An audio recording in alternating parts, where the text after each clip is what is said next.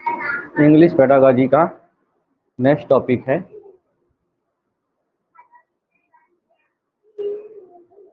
Critical perspective on the role of grammar in learning and language of for communicating ideas verbally and written form.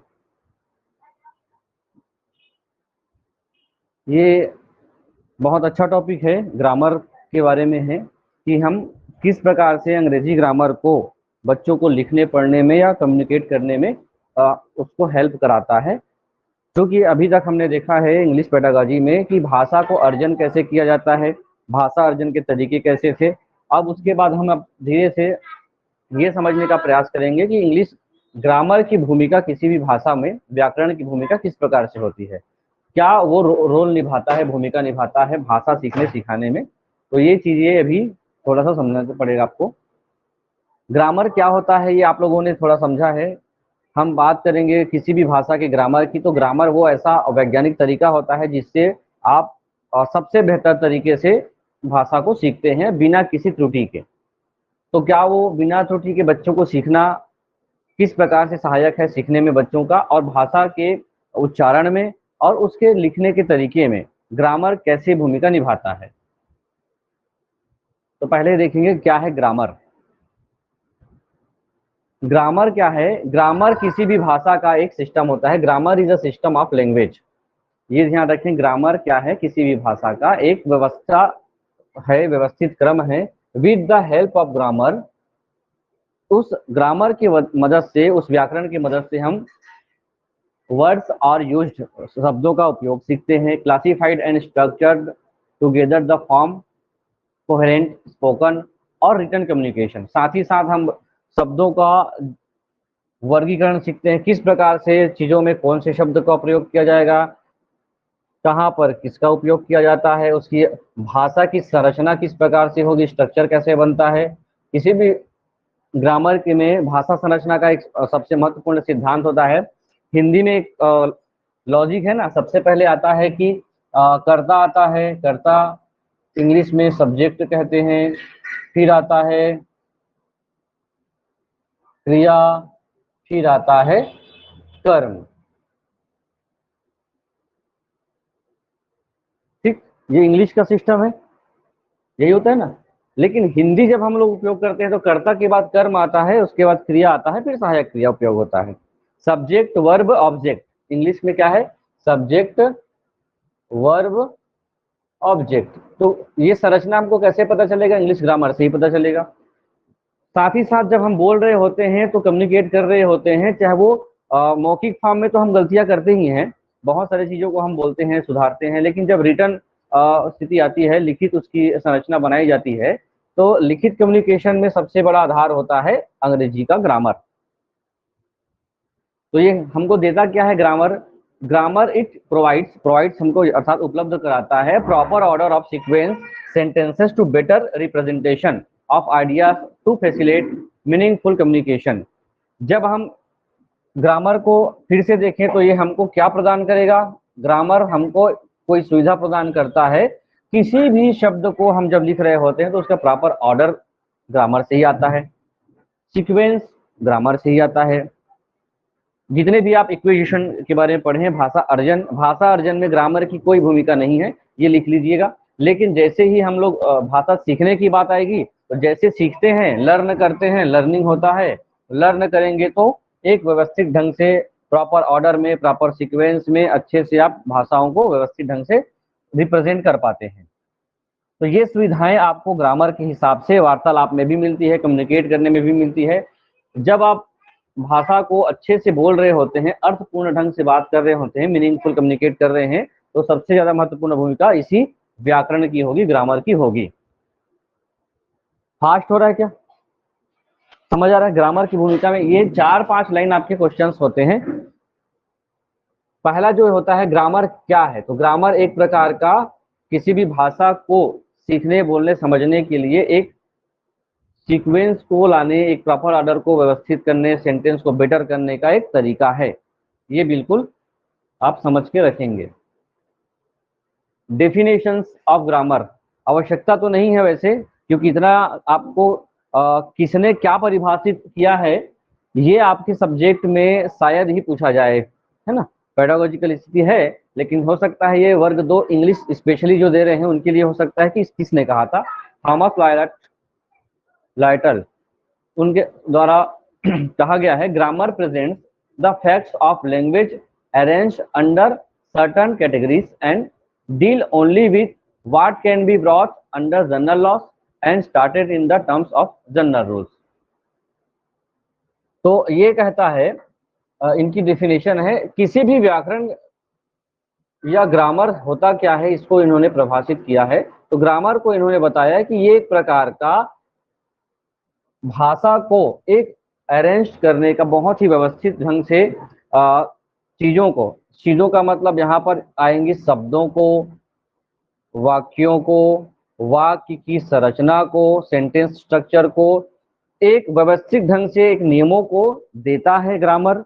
Grammar ही एक नियम देता है और उसी नियम को, कल हमने व्यापकीकरण समझा, जनरलाइजेशन, एक नियम बनता है, उस नियम से आप सभी नियमों को पालन करते हैं, ये व्यापकीकरण है। जैसे समास पढ़ते हैं आप, समास में आपने पढ़ा तत्पुरुष समास।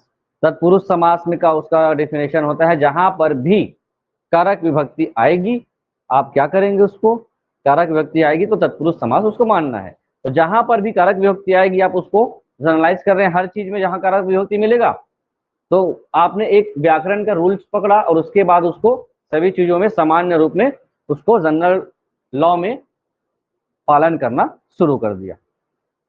तो ये डेफिनेशन थॉमस का है, जो आपको सामान्य रूप से पढ़ लेनी है कि किसने क्या कहा है। बाकी मुख्य जो बातें हैं वो ये है,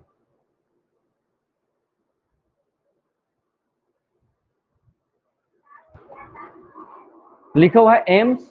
एम्स मतलब, एम्स का मतलब क्या होगा, बिल्कुल उद्देश्य और ऑब्जेक्टिव, उसका भी उद्देश्य हो जाएगा। तो ऑब्जेक्टिव का मतलब होता है उद्देश्य और एम्स का मतलब होता है हमारा लक्ष्य, कि हम जब टीचिंग कराएंगे किस भाषा का, इंग्लिश भाषा का शिक्षण आप करा रहे होते हैं, तो AIIMS of objectives of AIIMS and objective of teaching English grammar. आप बच्चों को दो तरीके से पढ़ाते हैं, एक तो पढ़ाते हैं लेसन, आप पढ़े भी हैं, और कभी कभी टीचर्स कहा करते थे कि एक कॉपी बना लीजिएगा अंग्रेजी ग्रामर की कॉपी, पतली वाली, या कहा जाता था अगर कॉपी नहीं बनाते हैं तो पीछे तरफ से ग्रामर पढ़ाया जाएगा, तो पीछे तरफ से लिखते लिखते आना, ये होता था। तो आज का समय जो है वो चेंज हो चुका है। आज जितने टॉपिक होते हैं उसके पूरे व्याकरण को लाइन टू लाइन एक्सरसाइज में शामिल कर दिया जाता है। तो आप जब बच्चों को लेसन पढ़ा करके या फिर लेसन ना पढ़ा करके ग्रामर ही पढ़ाना चाह रहे हैं, तो उसके क्या क्या उद्देश्य हैं, आखिर हम बच्चों को ग्रामर क्यों पढ़ाएं। ठीक, जब भी किसी लक्ष्य उद्देश्य की बात आएगी तो वाई, क्यों हम उनको पढ़ाना चाहिए। तो पॉइंट टू पॉइंट है, और यही पॉइंट आपके क्वेश्चंस हैं। पहला है to develop in student understanding of structure of English language. अगर हम बच्चों को अंग्रेजी ग्रामर के बारे में थोड़ी भी समझ नहीं लाएंगे, थोड़ी भी जानकारी नहीं देंगे, तो उनको अंग्रेजी की संरचना कैसी हुई उसकी समझ बिल्कुल नहीं आएगी। धीरे धीरे ही सही हम बच्चों को अंग्रेजी के ग्रामर के नियमों की तरफ हमको लेके जाना है, ताकि जब रिटन फॉर्म आता है, लिखित रूप से आता है, हम भाषा को एक्वायर नहीं कर रहे हैं, भाषा एक्वायर करने वाला सिस्टम वो शुरू में पढ़ लिए खत्म हो गया। हम किसी बच्चे को ग्रामर सिखाना होगा, अंग्रेजी पढ़ाना होगा, तब की बात, आप ग्रामर शिक्षक है तब की बात है, ये स्कूल वर्क है ये। तो हम बच्चों के अंदर क्या डेवलप कर रहे हैं, एक समझ उत्पन्न कर रहे हैं, अंडरस्टैंडिंग ला रहे हैं, स्ट्रक्चर ऑफ इंग्लिश लैंग्वेज, भाषा की संरचना कैसी होती है, अंग्रेजी भाषा की संरचना कैसी होती है, कहाँ आर्टिकल लगेगा, कहाँ प्रीपोजिशन लगेगा, कहाँ मॉडल्स का उपयोग किया जाता है, कहाँ पर आपको नाउन उपयोग करना है, नाउन किसको कहते हैं, ये सब कैसे जानेंगे आप जब तक आप भाषा की संरचना नहीं जान पाएंगे। अब यहीं पे लिखा हुआ है, यहाँ पर एक आर्टिकल लगा हुआ है, क्लियर है ना। अब यहाँ पर आर्टिकल एन लगा हुआ है, किसके परिप्रेक्ष्य में लगा हुआ है, ये अंडरस्टैंडिंग। अंडरस्टैंडिंग का पहला वर्ड है यू, लेकिन पढ़ा कैसे जाएगा, अ से ही पढ़ा जाएगा। इस कारण से वहां पर जब आप इंग्लिश लिखते हैं, इसके सामने कौन सा आर्टिकल लगेगा, आप बताएंगे।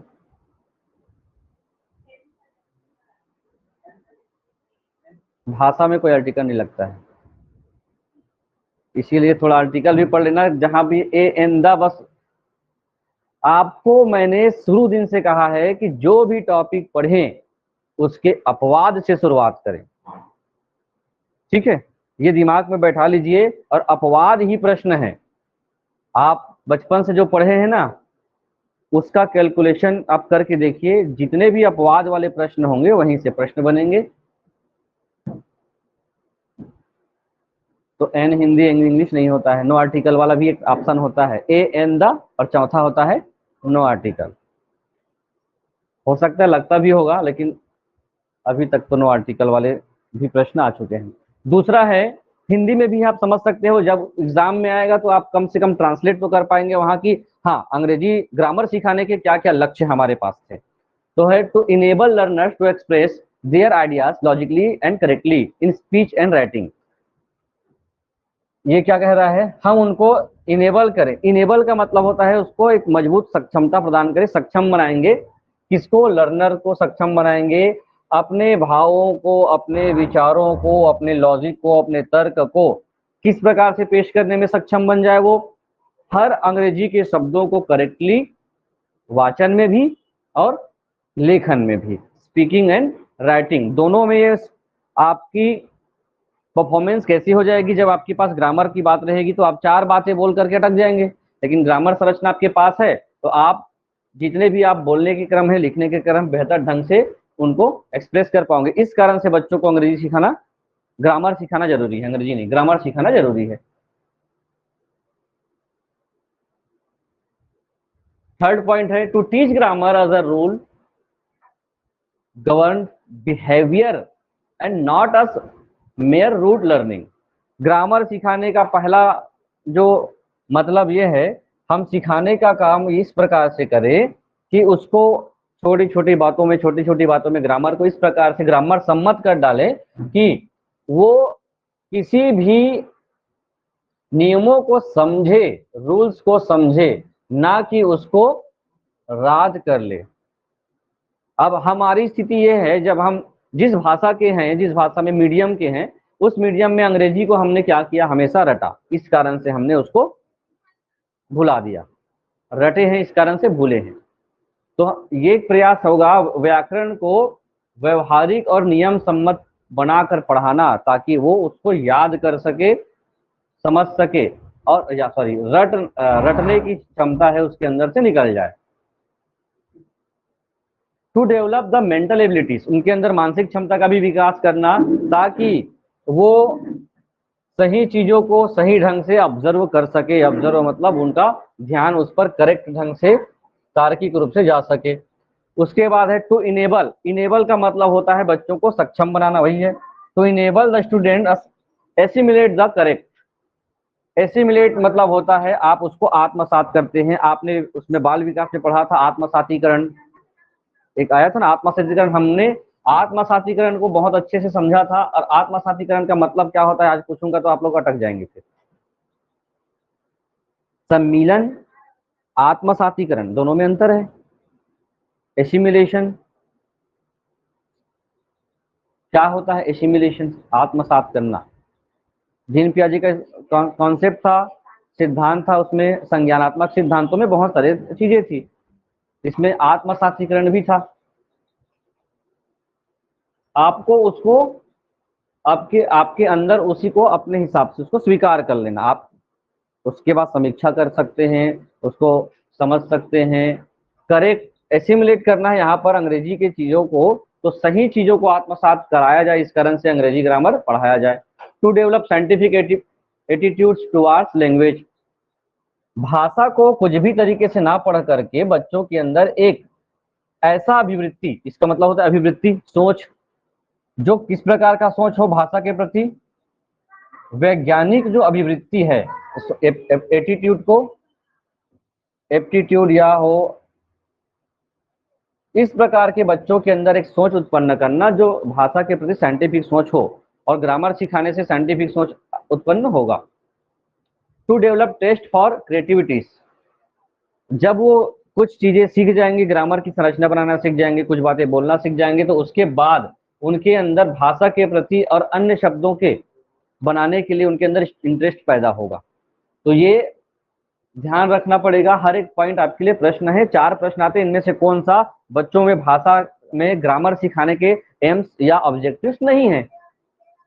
ये बहुत सारे उद्देश्य होते हैं जिसको लेकर के हम बच्चों को इंग्लिश ग्रामर सिखाते हैं।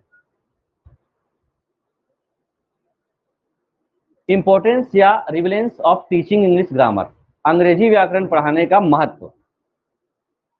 महत्व में जब भी आता है तो महत्व क्या होगा, अगर अंग्रेजी नहीं पढ़ाएं, ग्रामर को नहीं सिखाएं तो बच्चे में क्या प्रभाव पड़ सकता है, और पढ़ाएं तो बच्चे में क्या बेनिफिट्स मिल सकते हैं, उनका इंपॉर्टेंस क्या है। तो ग्रामर के बारे में मूलभूत यही जानकारी बार बार मैं बोल रहा हूँ। एक ही प्रश्न बनेंगे अंग्रेजी के ग्रामर को सिखाने वाले।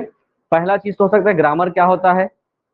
ग्रामर एक वाक्य को सही तरीके से वैज्ञानिक पद्धति से या साइंटिफिक मेथड से, जिसको हम लोग बोल सकते हैं, और बहुत क्रमशः पढ़ाने का, समझाने का वैज्ञानिक तरीका है। ग्रामर एक तरीका होता है जो बच्चों में भाषा विकास के लिए सबसे ज्यादा महत्वपूर्ण होता है, जिससे बच्चे करेक्ट प्रोनाउंसिएशन करेंगे, करेक्ट राइटिंग करेंगे, और किसी भी प्रकार में उस पर गड़बड़ी नहीं होगी, है ना, त्रुटि नहीं आएगी, एरर नहीं आएगा। ठीक है, तो यहाँ देखेंगे तो अंग्रेजी ग्रामर बच्चों को क्यों पढ़ाएं, आप लोगों ने पढ़ाई बार बार बोला जा रहा है ना, ग्रामर आपको पढ़ाया गया था, तो ग्रामर किस रूप में पढ़ाया गया था, और आज के डेट में ग्रामर आप लोग फोनिक्स फोनेमिक्स वाले क्वेश्चन सॉल्व किए ना सभी, देखिए हो कि नहीं उसको खोल के। 15-20 प्रश्न थे उसमें, 30 प्रश्न होंगे, देखिए ना, एक बार रिवीजन हो गया होगा, पढ़े होंगे तो उससे प्रश्न घूम इधर उधर से घूम के आएंगे, मतलब उसी से बनने वाले हैं। Language is a complex system, भाषा जो है क्या लिखा हुआ है, जटिल प्रक्रिया है। अब जटिल प्रक्रिया का मतलब क्या होगा, जटिल प्रक्रिया का मतलब होगा कि हर नियम पर आपको अलग अलग लॉजिक लगाने पड़ते हैं, है ना। कॉम्प्लेक्स जो सिस्टम है, हर नियम एक पर लागू नहीं होते। जैसे हमने हर नियमों को देखा, भाषा में आर्टिकल पढ़ना होगा, उसके अलग नियम आ रहे हैं, फिर नाउन के अलग नियम है, प्रोनाउन के भी अलग अलग प्रकार है, नियम है। तो कुल मिलाकर के भाषा को बोला जब जाता है तो आप किसी भाषा को बेहतर ढंग से तभी बोल सक रहे हो जब उसको एक्वायर करे हैं, है ना। सीखने के लिए आपको उसके हर आयाम को, हर बिंदु को, अंतिम स्थिति तक को समझना पड़ेगा, तभी आप उसको सीख कर बोल सकते हैं। तो इस कारण से उसको हम लोग बोलेंगे एक जटिल व्यवस्था है, it has logic in the form of grammar. और इसमें व्याकरण के रूप में भी तर्क दिया जाता है, और भाषा को ही समझने के लिए हम ग्रामर की भूमिका या ग्रामर को स्वीकार करते हैं। दूसरा है impact of grammar, all language learning skills the prominent. जब हम भाषा को सीखेंगे तो हर भाषा की अपनी एक व्यवस्था है, हर भाषा की एक अपनी व्यवस्था है। अब कंपेयर ही कर रहे थे कल हम लोग, ये हिंदी की जो ग्रामर है, जितने वर्णमाला है उतने ही उनके उच्चारण है, लेकिन जैसे इंग्लिश में आते हैं उनकी अलग व्यवस्था है। 26 वर्ण है और 44 उसके ध्वनि है, उच्चारण है।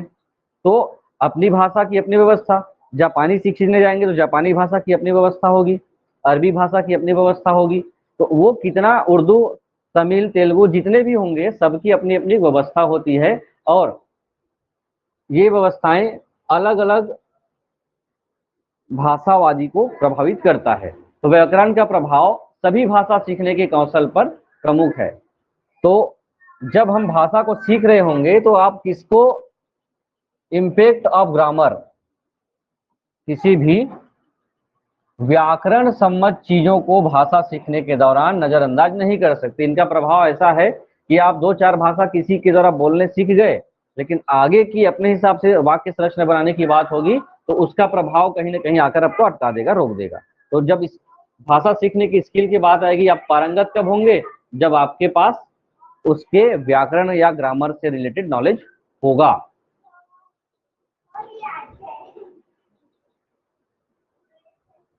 इसलिए वो तीसरी बात कहता है, enhanced communication skill call for a higher degree for grammatical कंपोटेंस।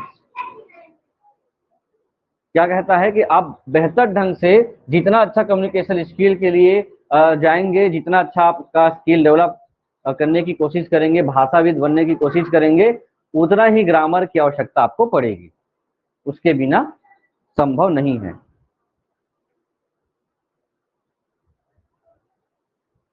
फिर है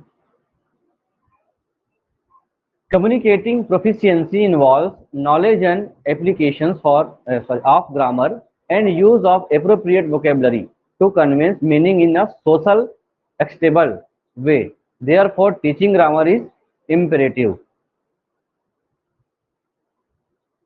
तो जब आप ग्रामर सीखेंगे तो खुद में स्किल आएगा, खुद में स्किल आएगा। आप अगर बहुत सारे लोगों के साथ वार्तालाप कर रहे हो, कम्युनिकेट हो रहे हो, संचार का साधन बना रहे हो, तो व्याकरण का जो नॉलेज है, व्याकरण का नॉलेज और उसको इम्प्लीमेंट करने की बात आएगी, तो आप जैसे शब्द भंडार होने चाहिए। शब्द भंडार किसका हिस्सा होगा? ग्रामर का हिस्सा। जितना आपके शब्द भंडार होंगे उतना अच्छा आप ग्रामर बोल पाएंगे। दूसरा चीज जरूरी है उसका अर्थ भी जानना जरूरी है ना। तो जिस तरीके से आप समाज के लोगों के साथ कनेक्ट होंगे, वैसा वैसा आपको आपके ग्रामर को उन्नत करना पड़ेगा, और उन्नत ग्रामर आपके पास है तो यही काम हो सकता है। दूसरा, आप अगर शिक्षण भी कर रहे हैं ग्रामर का, तो भी आपके अंदर इन सारी चीजों का स्किल होना चाहिए, व्याकरण की जानकारी होनी चाहिए, तब जाकर के आप पढ़ा सकते हैं, लिखा सकते हैं। इस कारण से इतनी सारी चीजों के लिए आवश्यक है कि बच्चों को हम ग्रामर सिखाएंगे, और ग्रामर से ही वो बेस मजबूत होगा। ये पूरे चीजें किस मामले में है? अंग्रेजी को हम मानेंगे कब? सेकेंड लैंग्वेज मानेंगे और सिखाने का प्रयास करेंगे, तब ये जाकर के आप इस पर काम करोगे। ग्रामर क्यों पढ़ाएं, इस पर भी है। Importance of grammar in writing correctly is, ये आर छूट गया है, अंडरस्टेबल है, ये है ना, अनडेप्टेबल है, ठीक है। सही लेखन के लिए जरूरी है आपको, करेक्ट राइटिंग के लिए बहुत जरूरी है ग्रामर का ज्ञान। अभी बताया ना ग्रामर के लिए क्या जरूरी है। आपको ये पता है कि सबसे पहले आता है सब्जेक्ट, फिर आता है वर्ब, फिर आता है ऑब्जेक्ट। जब आप अपना विचार लिख रहे हो तो आपने इसके नियम का पालन किया, लेकिन जैसे ही हिंदी ग्रामर लिख रहे हैं तो हिंदी के व्याकरण में इन पे ये दोनों आपस में बदल जाते हैं। इसकी समझ होगी तब आप करेक्ट राइटिंग कर पाएंगे। यहाँ करेक्ट राइटिंग का मतलब देख कर लिखने से नहीं है, करेक्ट राइटिंग का मतलब होगा जब आप अपने विचारों को इस भाषा के माध्यम से लिखने का प्रयास कर रहे हैं। आप अपने से कितने पेज लिख सकते हैं अंग्रेजी में अपने विचार? माई नेम इज, बस, हाँ बस अपना बायोडाटा लिख सकते हैं। या कोई, ये तो भी अपना विचार थोड़ी है, ये तो फैक्ट जानकारी हो गई। यहाँ पर अभी देखे ना, कोई आइडिया है, कोई तर्क है, कोई लॉजिक है, आप जब लिखना चाहेंगे तो आप बिल्कुल इसके लिए अटक जाएंगे बिना ग्रामर के कि आगे अब क्या। इसीलिए ग्रामर क्यों सिखाएं? फिर यह है ग्रामर का महत्व, यह है writing and speaking correctly gives anyone to appreciation of credibility. Grammar सीखे रहोगे तो आपको बोलने में और लिखने में विश्वसनीयता बढ़ेगी। उसके साथ साथ जितना अच्छा आपका ग्रामर होगा, वही बोला ना, एक पेज लिखने की क्षमता अगर आएगी, कब आएगी? जब आपको ग्रामर के हर नियमों को पता है, कब आर्टिकल लगेगा, कब प्रोनाउन क्या बोलते हैं, प्रीपोजिशन लगेगा, कब मॉडल लगेगा, ये कब आएगा? कब पारंगत होंगे? अब जब आपको किसकी नॉलेज होगी? आपको नॉलेज होगी उस विषय के ग्रामर की। तो अंग्रेजी में कितना महत्व है ग्रामर का, ये किस मामले में? भाषा को सीखने के मामले में इसके बिना कुछ नहीं होने वाला है।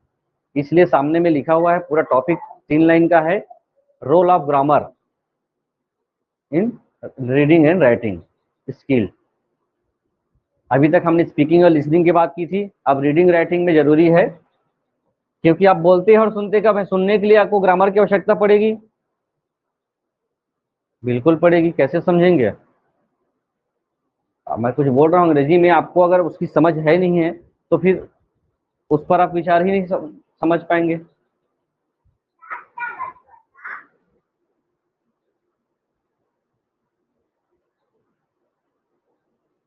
चलिए,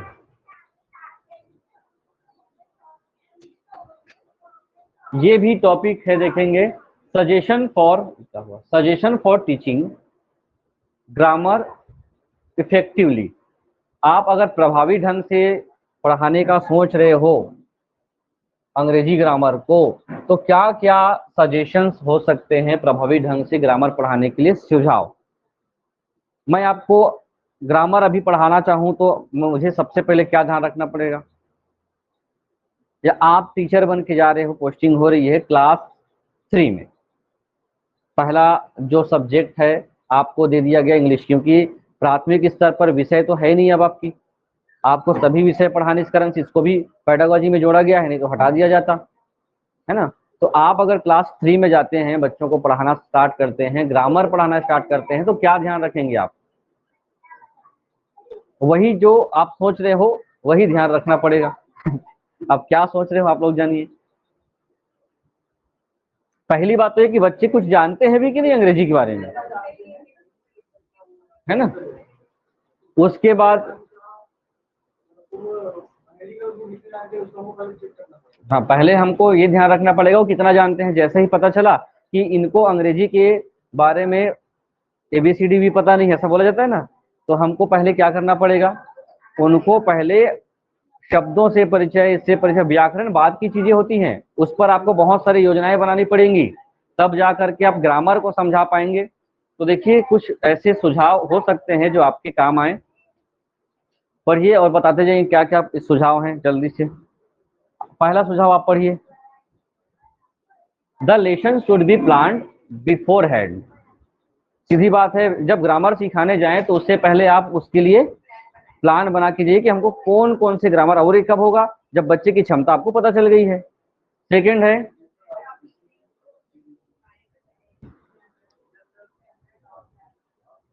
जो आप लोग जो बोल रहे हैं वही चीजें हैं। Method of teaching should keep in mind. आपको ग्रामर सिखाने के लिए बहुत सारी विधियों के बारे में पता होनी चाहिए कि हम ग्रामर सिखाने के लिए कौन सा तरीका उपयोग करें। साथ ही साथ the age general standard of learner, साथ ही साथ उनके बच्चों के उम्र के हिसाब से हमको वो तरीके भी अपनाए जाने चाहिए जो उसके हिसाब से। अब मैं ऐसा ही बोर्ड में लिख करके उनको समझाने का प्रयास करूं क्लास 3 के बच्चों को, ग्रामर ये होता है, तो वो उनके बारे में अभी पढ़ने नहीं पढ़ने वाला है। तो वो क्लास 3 के लिए ग्रामर के लिए जो हम विधि उपयोग कर सकते हैं उस एज के हिसाब से, उस एज के हिसाब से पढ़ानी पड़ेगी आपको।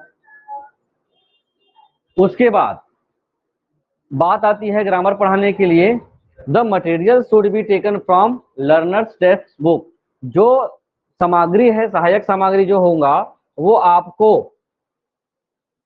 Should be taken from learner text book, वो होनी चाहिए पाठ के अंदर वाली ही चीजें ही बताई जानी चाहिए। आप यहाँ लिखा कुछ है और बात बहुत इधर उधर का कर रहे हैं, उस समय उनके यहाँ, क्योंकि जो शब्द लिखे हुए हैं वही शब्द पढ़ के सुनाना है, वही वो पढ़ेंगे, तो ये आपके लिए सहायक हो सकता है, ऐसा सुझाव हो सकता है। उसके बाद है sufficient practice work is to be done. उसके साथ साथ जब वो आप कुछ बता लिए, पाठ्य पुस्तक की चीजों को दिखा दिए, पाठ्य पुस्तक में ग्रामर की पूरी चीजें होती हैं, जैसे छोटे छोटे चीजें में एक दे दिया गया है, एप्पल दे दिया गया है और यहाँ पर डब्बा लिखा हुआ है A और N, तो ये आपके लिए सहायक हो सकता है। पुस्तक में ही दिया है तो आप उसी को ही प्रैक्टिस शुरुआत में कराई जाए, तो इसके लिए ए वाला लगेगा, N लगेगा। कहीं फिर एरोप्लेन का फोटो दे दिया गया होगा, तो ये इसका भी शुरुआत किससे हो रहा है, ए से हो रहा है, तो अब क्या लगेगा इसमें। ये जो बेसिक चीजें हैं शुरुआत में, तो उनके टेक्स्ट बुक से ही ली जानी चाहिए और लगातार पर्याप्त प्रैक्टिस कराया जाए, ताकि वो उसको ये मत लगे कि व्याकरण को अलग से सीखना पड़ता है। अभी लगता है ना अलग से कॉपी बनाना पड़ेगा, बोल दिया जाता था, फिर पीछे लिखना है, ग्रामर का अलग कॉपी होगा, बीच बीच में पढ़ाया जाएगा ग्रामर को, ऐसा होता था। इसका भी ध्यान रखें।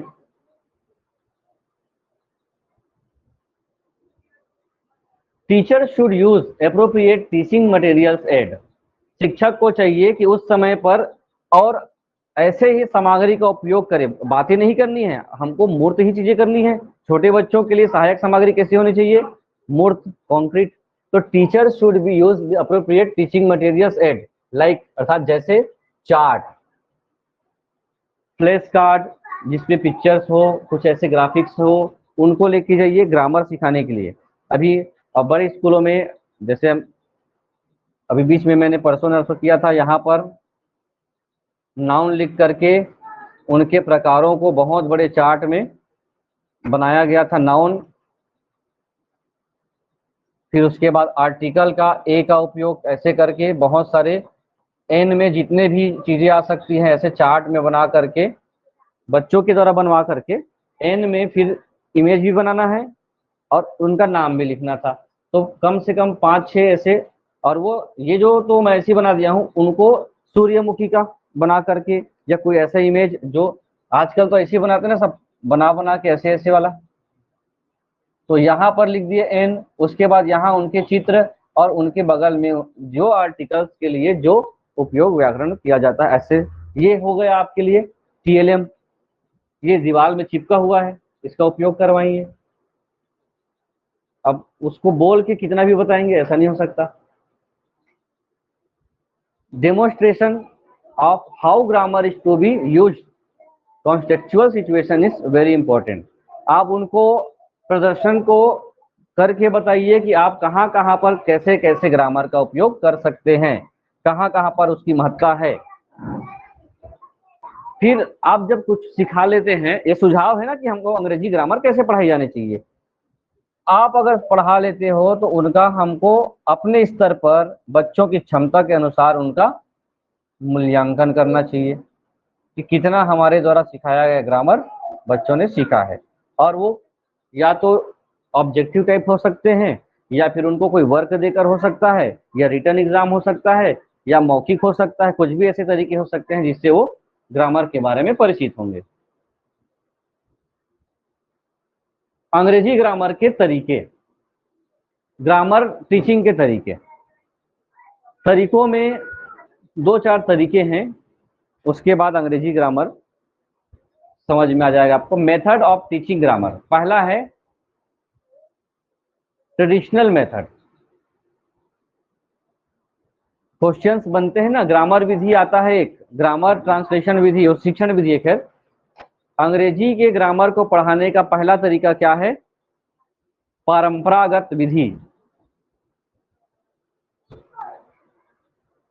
Traditional method. यहां तक दिखेगा क्या? आप उसको पढ़िए और बताइए कि क्या लिखा गया है। ट्रेडिशनल मेथड किसको कहेंगे? एक एक करके पढ़ सकते हैं, छोटे छोटे जो सरल भाषा में लिखा हुआ है, ये पेडागोजिकल लैंग्वेज इसमें ज्यादा यूज नहीं किया गया है। This method is also called the deductive method. और डिडक्टिव मेथड किसको कहते हैं? निगमन विधि को कहते हैं। ठीक है, आगमन को क्या कहते हैं? इंडक्टिव मेथड, और निगमन को डिडक्टिव मेथड। निगमन का रूल्स क्या है? निगमन का रूल्स यह है, हम पहले नियम बताते हैं फिर उदाहरण देते हैं। ठीक है, रूल्स टू एग्जाम्पल, ये हमारा डिडक्टिव मेथड है। तो आगे आपको कि शिक्षण विधि में कौन सा डिडक्टिव मेथड का एग्जाम्पल है, तो परंपरागत विधि ढंग से पढ़ाना। तो इसमें क्या होगा? In this method grammar is taken as a independent subject. इसमें क्या होता है? ग्रामर को एक अलग से विषय मान लिया जाता है। अभी बोला ना, अंग्रेजी ग्रामर का अलग से कॉपी बनाना पड़ेगा, पीछे लिखवाऊंगा, एक विषय और है, एक कॉपी और बनाना पड़ेगा, ऐसे। तो independent subject and taught with the help of a grammar book, और उसको पढ़ाया जाता है ग्रामर पुस्तक से। ग्रामर की पुस्तक आती थी पहले, और ग्रामर की पुस्तक में सबसे पहले दिया जाता था नाउन, आर्टिकल्स, प्रोनाउंस, ऐसे एक बुक होती है। आप लोग भी अभी ग्रामर बुक ढूंढ रहे होंगे, 5 नंबर का है वर्ग 2 में। वो 5 नंबर हल्के मत लीजिएगा, बूंद बूंद से और एक एक नंबर से नौकरी मिलेगा। और ये भी जान लीजिए, जनरल ओबीसी पॉइंट में पोस्ट खत्म हो गया। टॉपर का जो नंबर है और जो अंतिम जो सेलेक्ट होने वाला नंबर है ना, 3 से 4 नंबर का डिफरेंस रहेगा, वो भी बहुत ज्यादा हो जाएगा। हाँ, आप 70 प्लस लाइए बस, उसमें से थोड़ा भी कम हुआ, एक नंबर भी 70 में कम हुआ, तो वहां तो 200-250 लोग रहते हैं शुरुआत के रैंक में। उसके बाद तो अगर कोई 65 लाए और 65 लाने वाले देखा जाए तो 6500 लोग होंगे एक ही नंबर पे। ऐसी होती हैं। पोस्ट कितने हैं एक बार देख लेना, 250 पोस्ट नहीं है आपके लिए, वो तो बटा हुआ है ना। तो मैंने सब बहुत पहले जब 13-14 हजार पोस्ट निकला था तो एक बात बोली थी कि आने वाले समय में पोस्ट ऐसे ही आने वाले हैं, कहीं रिकॉर्डिंग होगा। क्योंकि दो चीजें हैं इसके लिए, रोजगार स्कूलों में टीचर जो है पर्याप्त सेटअप के हिसाब से सरकार मान रही है तो पोस्ट नहीं निकालेगी। दूसरा चीज, जो एक टीचर ही भर्ती ऐसी है जो थोक में निकलती थी शिक्षा कर्मी की वजह से, अब नियमित शिक्षक हो उसके लिए वित्तीय भार इतना ज्यादा लगता है, इस कारण से सरकार इस पर सीमितता लाएगी। दूसरा चीज, स्टैंडर्ड भी मेंटेन करना पड़ रहा है। अब स्टैंडर्ड मेंटेन का मतलब है कि वैसे ही लोग अब टीचर बनेंगे जो उच्च रैंक वाले होंगे। जैसे पीएससी होता है, आईएएस होता है, वो सिलेक्टेड है कि हमको 20-15-17 लोग ही हमको आईएएस डिप्टी कलेक्टर चाहिए। एक साथ निकाल देगा 1000 डिप्टी कलेक्टर बन जाएंगे तो कहाँ कितने नंबर तक बनेगा, सब बन जाएंगे। स्टैंडर्ड मेंटेन करना जरूरी है। तो दो चीजें स्टैंडर्ड मेंटेन के हैं, एक तो एक मिनिमम कट ऑफ रखना पड़ता है, दूसरा होता है पोस्ट ही कम निकाल दो। दोनों बातें खत्म। इन्होंने क्या किया है, अभी बहुत सारे भर्तियों में आपको 33% लाने ही पड़ते हैं। मालूम होगा आपको, सीजीपीएससी के एग्जाम में मिनिमम 33% मार्क्स लाने ही पड़ेंगे, तब आप पास कहलाएंगे, आपका सिलेक्शन हो या मत हो। प्री में, मेंस में, सब में। कई लोग नहीं ला पाते हैं, जनरल लोग नहीं ला पाते। 66 अंक 200 का होता है, रिटर्न एग्जाम है, सब में करके 66 अंक नहीं आया, एक 65 भी आया और बाकी में आप 190-180 लाए हो, 7 दिन का पेपर होता है, फेल। देखना मार्कशीट सबका वैसी हो रहा है। तो उसमें स्टैंडर्ड मेंटेन किया गया है। जो लोग इतने नंबर नहीं ला पा रहे हैं, कभी कभी आलोचना हो जाती है, बहुत सारे ऐसे कैटेगरीज वाले जो होते हैं बहुत कम नंबर में सिलेक्शन होता है, ऐसा सुनने में आता है, तो ये परेशानी हो जाती है। हालांकि वहां पे सीट ही नहीं था तो वहां तक चला गया, ये अलग बात है। लेकिन अगर वहां पे कट ऑफ डाल दिया रहते तो ऐसे बच्चे आते जो कम से कम कुछ तो एग्जाम में बनाए हैं, वो अलग होता है। इसलिए ग्रामर पढ़ना जरूरी है। इधर देखिए 5 नंबर को पढ़ेंगे। The teacher first tell the rules of definitions. पहले शिक्षक क्या करता है, ऐसे परंपरागत पद्धति में शिक्षक पहले नियमों को बताता है या फिर परिभाषित करता है। Gives example and take ask student to do given exercise. उसके बाद ये देने के बाद उदाहरण पेश करता है, वो हो जाने के बाद बच्चों से पूछता है और उसके बाद अभ्यास करा देता है। ये खत्म। ये परंपरागत विधि है। इस विधि का प्रयोग आपको अब नहीं करना होगा। अब अंग्रेजी बोलना भी सिखाएंगे तो फोनिम्स वाला सिखाएंगे, ना कि आ की मात्रा, ई की मात्रा।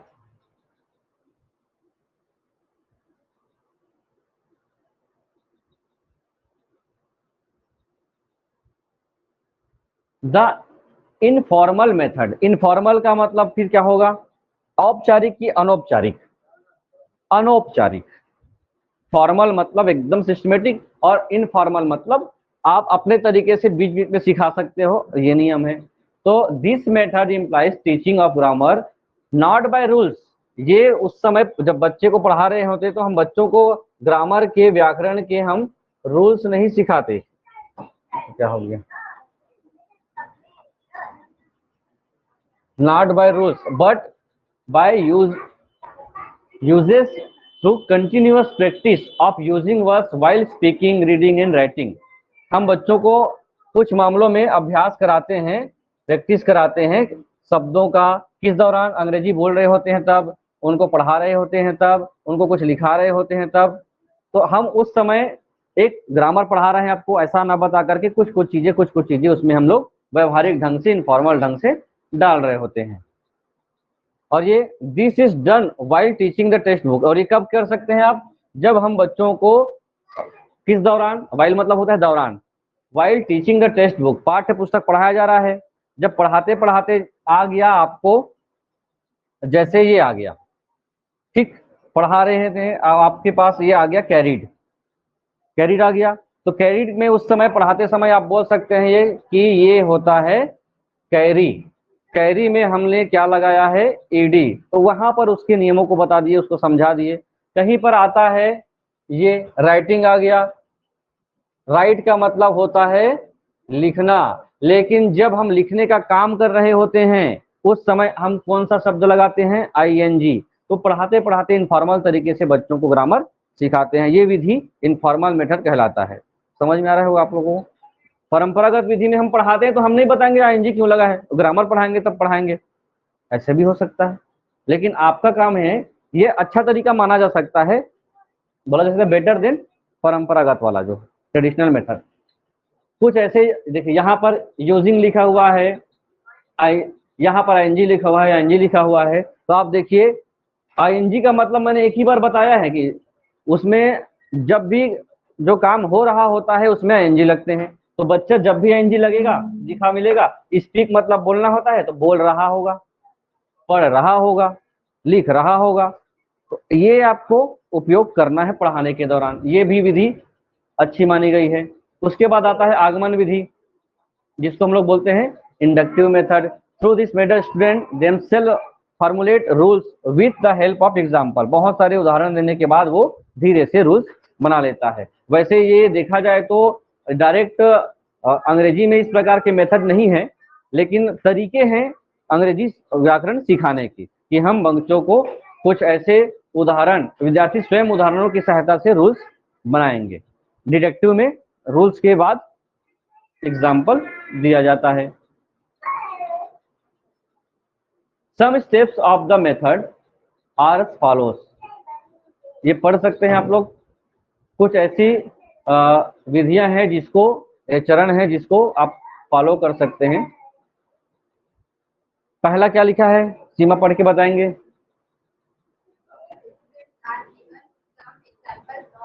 सिमिलर टाइप्स मतलब है क्या है, विद्यार्थी को एक उदाहरण दे दिए हम, है ना, आईएनजी का मैंने उदाहरण दे दिया, तो उसी प्रकार से 10 उदाहरण आप बच्चों को दीजिए ताकि वो अभ्यास से सीख सके।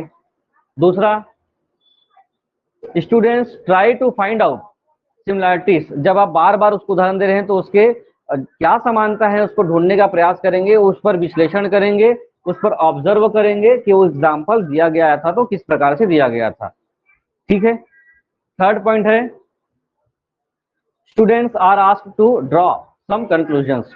आप किस निष्कर्ष पर पहुंचते हैं उसको बनाने के लिए उनको कुछ प्रश्न पूछे जा सकते हैं कि उनको क्या करिए, निष्कर्ष तक कुछ कुछ तो बताइए, कैसे बना होगा, कैसे किया होगा।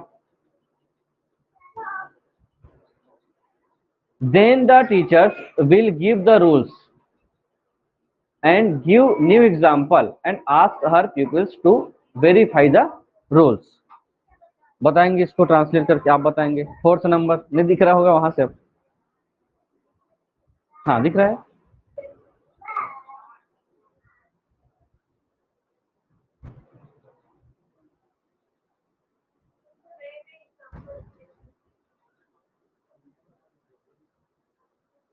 अनुवाद करके सही मतलब भी समझना जरूरी है।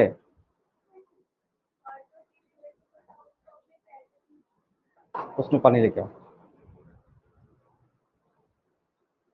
Then the teacher will give the rules, इसका मतलब क्या है। हाँ, जब शिक्षक किसी नए नियमों को बताएगा, बताएगा विल लिखा है ना, बताएगा या बताएंगे जो भी है, वो फ्यूचर में जो करने वाले हैं, और नए नए उदाहरण को प्रस्तुत करेंगे और प्रश्न पूछेंगे, तो आप उसको नियमों को वेरीफाई करें।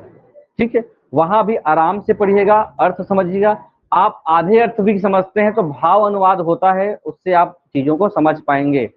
आप ये, इसका मतलब अंग्रेजी नहीं भी पढ़ पाते तो एक बता देता हूं, आप सबका मतलब भी, देन का मतलब क्या होता है लिख लीजिए वहीं पर। देन का मतलब यहां पर होगा जब, और सिंगल यूज अगर कभी होता है देन तो इसका मतलब होता है, तो इसका अलग अलग उपयोग है। वेन का मतलब भी होता है जब,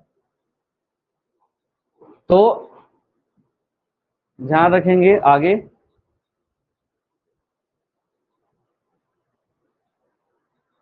ऐसा जो तरीका होता है शिक्षण में व्याकरण पढ़ाने लिखाने का, तो this methods of teaching grammar proof very successful. कौन सा मेथड की बात कर रहे हैं हम लोग? इंडक्टिव आगमन।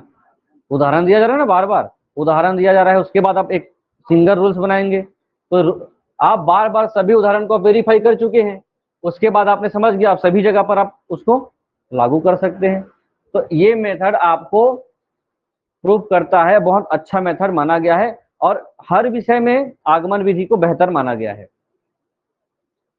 तो लिखा हुआ है this method of teaching grammar proves very successful and advantageous us is becomes practicals real and scientific. ठीक है, अब इसको भी पढ़ना है क्या?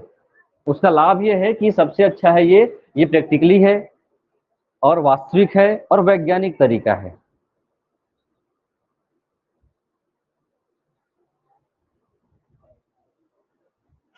ठीक है, आगमन विधि की और विशेषता है, हालांकि इस विशेषता को मैं छोड़ने वाला था, लेकिन पढ़ लीजिए, केवल विधि से ही हम लोग काम चला लेते। It follows all the Maxim's. Maxim's मतलब क्या होता है? शिक्षण सूत्र। जितने सारे शिक्षण सूत्र होते हैं उसमें इसको फॉलो किया जाता है और इस पर not force the cram of rules, इसी कारण से इस पर, इसके नियमों पर बिल्कुल। This method also stimulate the power of thinking and reasoning. किसको ये स्टिमुलेट करता है? आपके तर्क को, सोच को बढ़ाता है और तर्क करने की क्षमता को स्टिमुलेट करना मतलब बढ़ाना, मतलब आपके अंदर वो चीज को जागृत करना है ना, जागृत कर देना। हाँ, उकसाता है नहीं उसका, हाँ आपके अंदर प्रज्वलित कर देता है, ये शब्द बोल सकते हैं। हाँ, उत्प्रेरक ही तो है इसका, इसका मूल मतलब उत्प्रेरक है। क्या आपके अंदर उत्पन्न कर देगा? तर्क क्षमता, सोचने की क्षमता उत्पन्न कर देगा। इसको पढ़ेंगे भाई, 8-10 रूल्स हैं।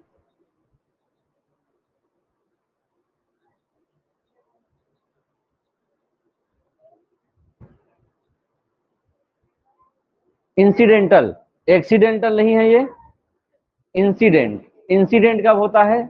आकस्मिक होता है। This method is also known as correlation और रिफरेंस मेथड ऑफ टीचिंग। इस विधि में क्या होगा? इस विधि में हम जब ग्रामर पढ़ा रहे होंगे, this methods help student to correlate grammar.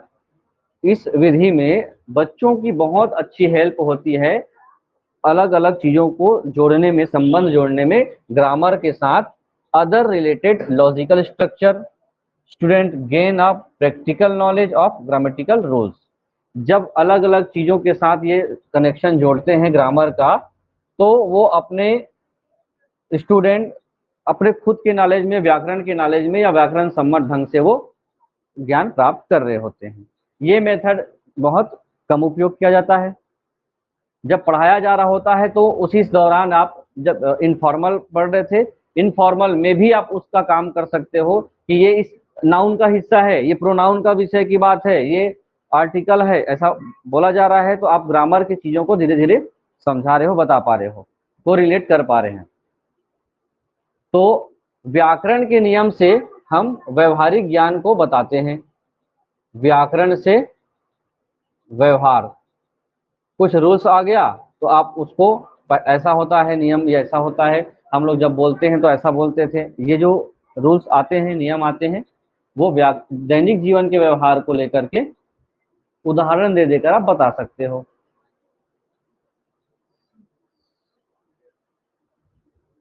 Disadvantage तो कभी आप लोगों को पूछा नहीं जाएगा।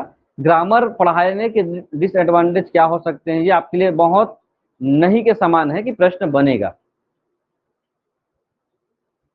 क्या लिखा है भाई?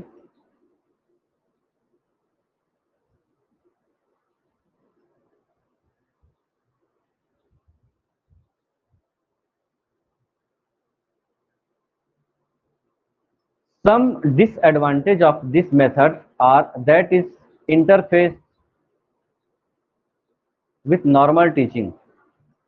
Productive learning is less and sometimes creating or forming a incident related to a topic may be difficult for the teachers.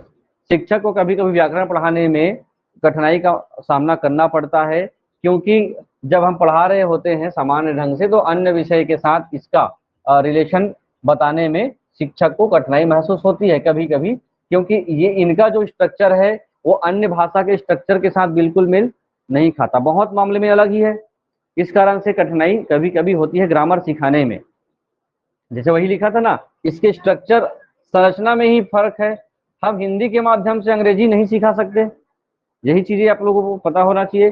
अंग्रेजी लिख कर अंग्रेजी बता कर हम बच्चों को हिंदी नहीं सिखा सकते, ना ही हिंदी बता करके अंग्रेजी ग्रामर नहीं सिखा सकते। आप टेंस पढ़े हैं तो आपको बहुत सारी चीजें पता चलेगी कि टेंस का जो स्ट्रक्चर है और मूल हिंदी के काल का संरचना है वो बहुत अलग है।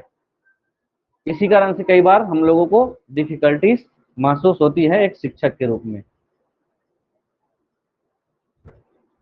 टाइप्स ऑफ ग्रामर, फॉर्मल और फंक्शनल और फॉर्मल, दो एक प्रकार हैं ग्रामर के, फॉर्मल और फंक्शनल। कितने सारे हैं इसके, ये भी आपको पूछा जाए तो पूछा जाए फंक्शनल किसे कहेंगे और ट्रेडिशनल, और एक क्या था फॉर्मल। ये फंक्शनल है, उल्टा लिखा गया है क्या, फंक्शनल ऑब्लिक ट्रेडिशनल हो गया है, ये फॉर्मल ऑब्लिक ट्रेडिशनल होना था। फॉर्मल मतलब औपचारिक,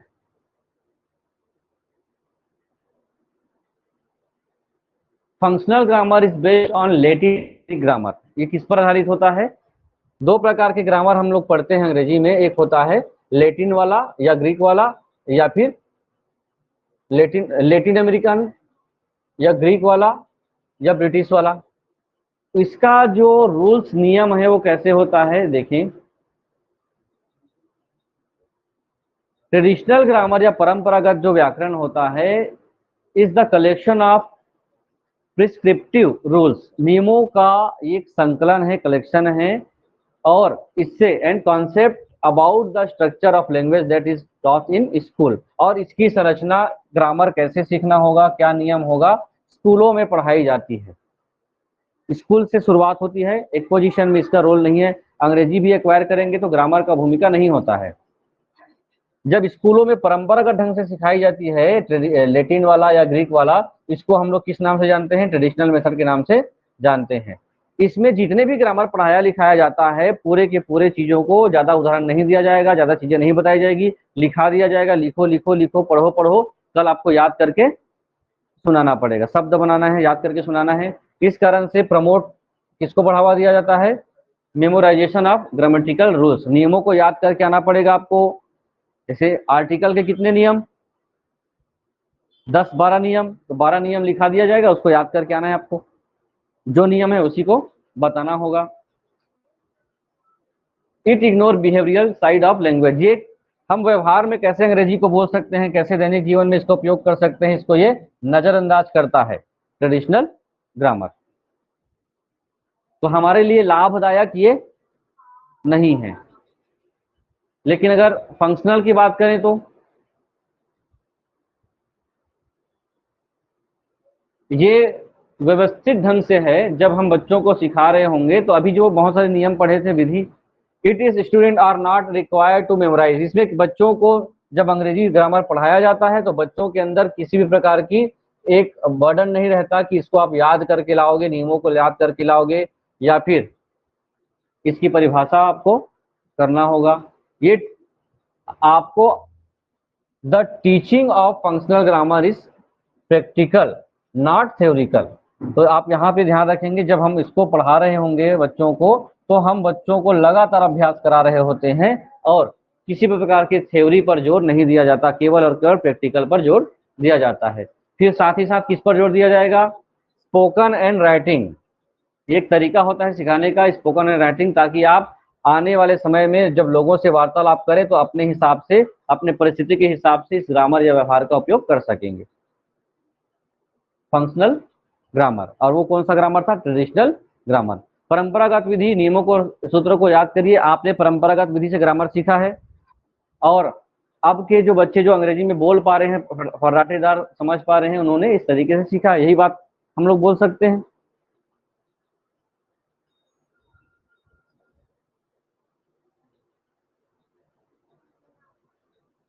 इसके बाद कुछ प्रश्न हैं। ये है कुछ ग्रामर में राइटिंग स्किल डेवलप करने की बात है, तो आपको ज्यादा से ज्यादा लिख के देखना पड़ेगा, याद करके देखना पड़ेगा। क्वेश्चन आंसर है, आप लोग करेंगे अपने से। In the grammar class we should first, grammar की कक्षा में सबसे पहले हमको क्या करना चाहिए?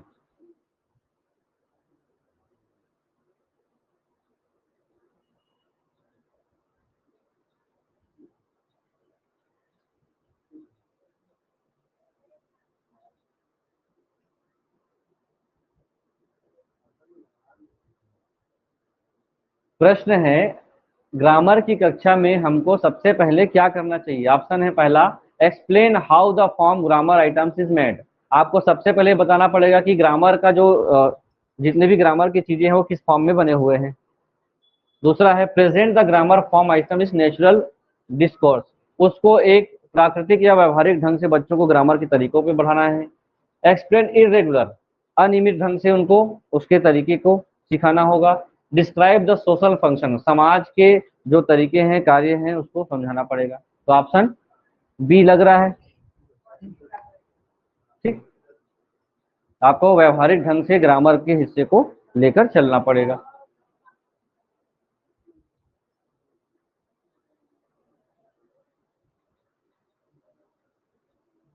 Active vocabulary consist of words which are,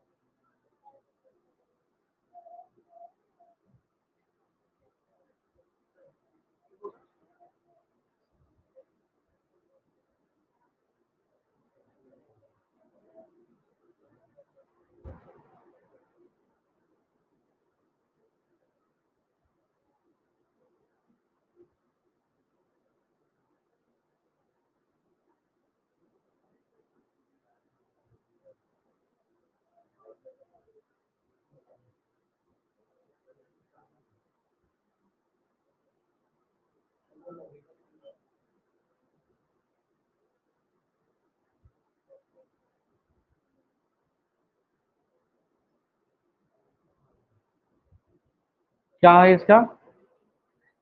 active vocabulary consist of, जब कोई भी सक्रिय, एक्टिव मतलब हो गया एक्टिव ढंग से या सक्रिय रूप से वोकेबलरी शब्द भंडार का उपयोग कर रहा होता है, तो हम इसके लिए कौन सा समझेंगे? फ्रिक्वेंटली, बहुत ज्यादा फ्रिक्वेंटली ढंग से उसको पढ़ाएंगे। बहुत सारे प्रश्न उत्तर हैं, आपको सॉल्व करने हैं।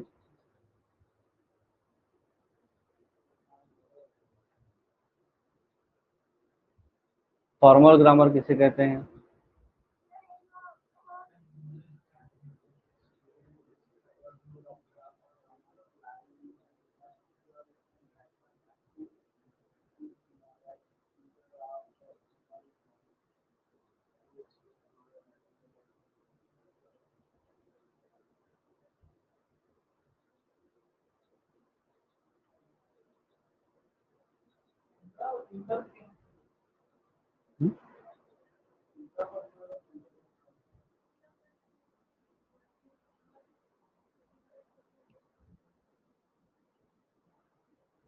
जी,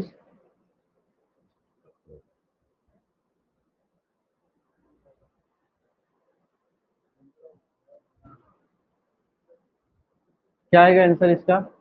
द नॉलेज, लाइट पढ़ रहे हैं, the knowledge that enables us students to describe the rule of grammar and apply in the structure and pattern practice drill is known as. बच्चे किसी चीज को, नियमों को सीख गया है, ग्रामर को सीख गया है, उसके बाद वो अलग अलग संरचना में उसको अप्लाई कर रहा है, अलग अलग पैटर्न से उसको उपयोग कर रहा है, तो हम लोग मान सकते हैं ऑप्शन सी डिक्लेरेटिव नॉलेज हो गया है। हाँ, डिक्लेरेटिव। इंट्रापर्सनल मतलब होता है अपने अंदर के बारे में जानना, इंट्रा कहलाता है, और किसी व्यक्ति के बारे में जानना इंटर कहलाता है ना। चलिए अब थोड़ा सा दो चार प्रश्न था, सब्जेक्ट बदलते हैं। बना पाएंगे क्या? क्वेश्चन आंसर है इसमें, उसके उत्तर भी सबसे लास्ट में दिया गया है, उसको आप लोग देखेंगे। आंसर भी दिया गया है, तो आंसर को भी ध्यान में रखते हुए मैथ्स के कुछ टॉपिक कर लेते हैं, दो चार टॉपिक जल्दी जल्दी। वैदिक गणित का नोट्स नहीं बन पाया, इस कारण से मैं उसको शामिल नहीं कर पाया, इसलिए हम लोग एक नए नियम पढ़ लेते हैं जो है, क्या डाला था हमने, सिंपल टॉपिक है, आधे घंटे का टॉपिक भी नहीं है ये, आप चीजों को समझते होंगे। बोडा मास या बोर्ड मास क्या होता है, कुछ रूल्स हैं इसके जो लिख देता हूं मैं।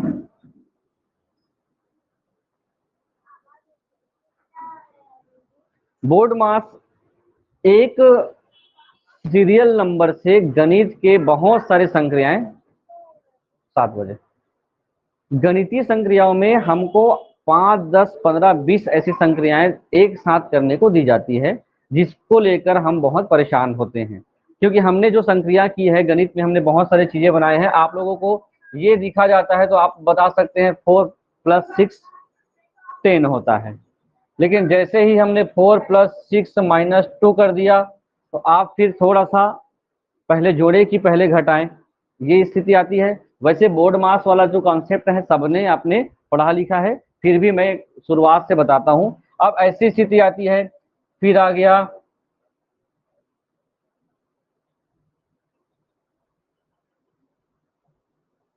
ये हो गया। अब एक ही समीकरण में आपको कई सारे संक्रियाओं का पालन करना पड़ेगा, तो पहले जोड़े कि घटाएं कि किसको क्या करें, इन सबको व्यवस्थित करने के लिए गणित में मेथड दिया गया है बोर्ड मास का। बोर्ड मास का अर्थ होता है कि हम इसको अलग अलग तरीके से बनाते हैं। इसको लिख लेंगे भाई, बोर्ड मास।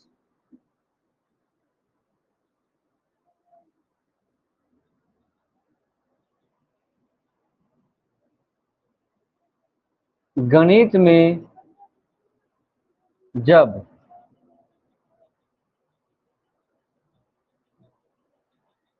एक ही व्यंजन में, व्यंजन का मतलब हो गया एक ही सीक्वेंस में आपको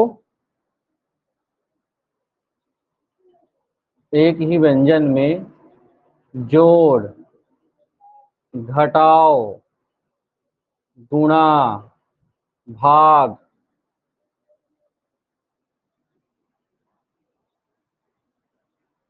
कोष्टक जैसी कई गणितीय संक्रियाएं दी गई हो,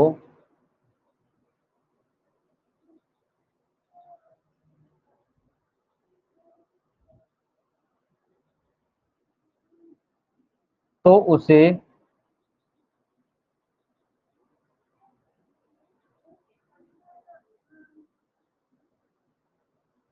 बोर्ड मास नियम का उपयोग करके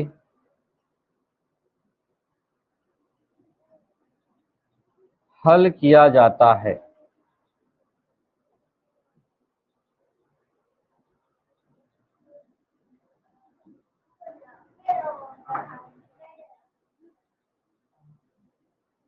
बी का मतलब होगा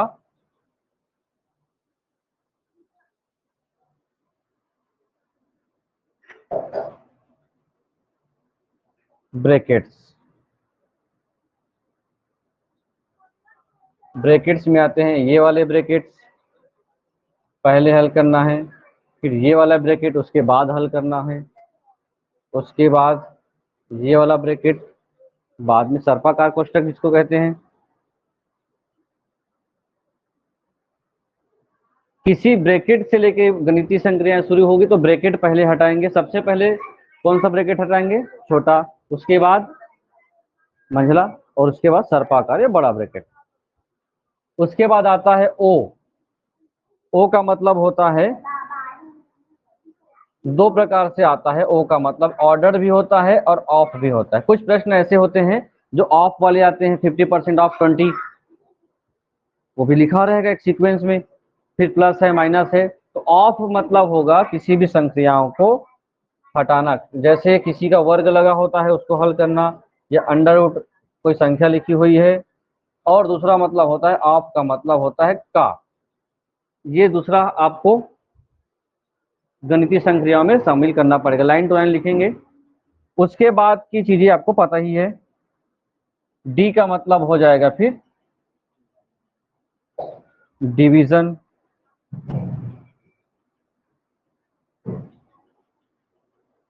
अर्थात भाग देंगे, ये चिन्ह मिलेगा आपको।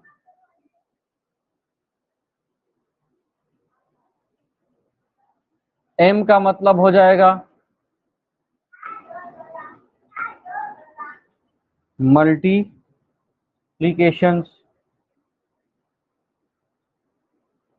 आपको गुणा करना पड़ेगा। बोर्ड मास, ए का मतलब हो गया एडिशन, आप जोड़ते हैं।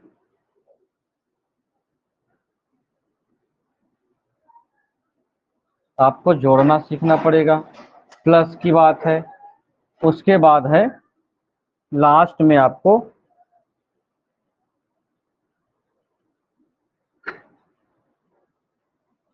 घटाना। इस प्रकार से सीधे प्रश्न पे आएंगे, आप हल करते जाएं। उसके बाद आपको ध्यान रखना पड़ेगा, कोष्टक में भी है, छोटा कोष्टक, बड़ा कोष्टक।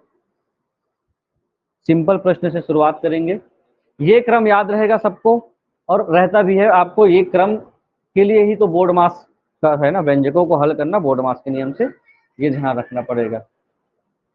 दो तरीके से प्रश्न बन रहे हैं अभी तक, एक सिंपल तरीका है नॉन वर्बल, और दूसरा तरीका है वर्बल। नॉन वर्बल में आपको अंक बस दे दिए जाएंगे, चिन्ह दे दिए जाएंगे, उस हिसाब से सॉल्व करना होगा, ध्यान से सुन लेंगे। वर्बल में क्या करना पड़ेगा, आपको दे दिया जाता है, अब जो पैटर्न चल रहा है अभी का, कि प्लस को ऋण कहा जाता है, ऋण को गुणा कहा जाता है, गुणा को भाग कहा जाता है, तो नीचे इक्वेशन को आपको व्यंजक को हल करना होगा। ये दूसरा मेथड, वर्बल मेथड। उसके बाद तीसरा जो है कथन कारण वाले मेथड आ चुके हैं। और चौथा, 4-5 देंगे क्वेश्चन, उस पर आपको सेट करना होगा कि इनमें से 4 ऑप्शन दिए गए, इनमें से कौन सा सेटअप सही बैठ रहा है इसका। वो सबसे कठिन होता है, ऑप्शन में ही ये इक्वेशन व्यंजक रहेंगे, और इसमें कौन से किसका मान 20 आएगा। देखे हैं होंगे क्वेश्चन के पैटर्न को, ये वाला नहीं देखे हैं। ये 4 प्रकार के इक्वेशन को, बोडा मास के 4 रूल्स को प्लस माइनस वाले दिया रहेगा, बराबर करके किसी में 30 है, किसी में 60 है, बराबर किसी में 40 है। इसमें से कौन सा जो व्यंजक है वो सही दिखाता है, नहीं देखे हैं तो बनाएंगे, देखे होंगे। क्वेश्चन जितना देखोगे, जितना प्रैक्टिस करोगे, उतना आपके लिए एग्जाम हॉल में सरल होगा। चलिए क्वेश्चन बनाएंगे। सबसे पहले क्वेश्चन 1 बिना ऑप्शन के बनाना पड़ेगा पहले आपको।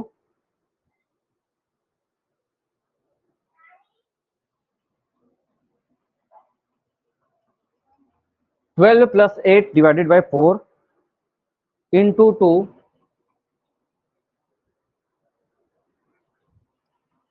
माइनस 3 का मान क्या होगा। जब भी ऐसे प्रश्न बनाएंगे आप लोग क्वेश्चन पेपर के बगल में बोर्ड मास ऐसे लिख देंगे। पहला काम रहेगा बोर्ड मास लिख देंगे। दो तरीके हैं, पहले तो आप बेसिक तरीका अपनाएंगे, उसके बाद आते हैं उसी जो प्रश्न लिखा रहेगा उसी पर ही आप लोगों को हल करना, और वहीं से आपको ऐसे सॉर्ट करना सीखना पड़ेगा, है ना। तो पहला प्रयास ये होगा, इसमें कोष्टक है क्या, बोर्ड मास का बी नहीं है, ना ही ओ नहीं है, किसी में ऑफ लिखा हुआ है, वो वर्बल रीजनिंग जब आएगा वो ऑफ का हिस्सा आएगा। उसके बाद हमको कुछ दिख रहा है, हल करने का तरीका एक देख लेंगे, बना तो लेंगे सभी, लेकिन एक तरीका कैसे होगा सर जी, एक तरीका देख लेंगे पहले। जब आपको ऐसा व्यंजक मिलेगा तो पहले तरीका ये होता है अंडरलाइन सिस्टम, जो हम लोग करते थे पहले।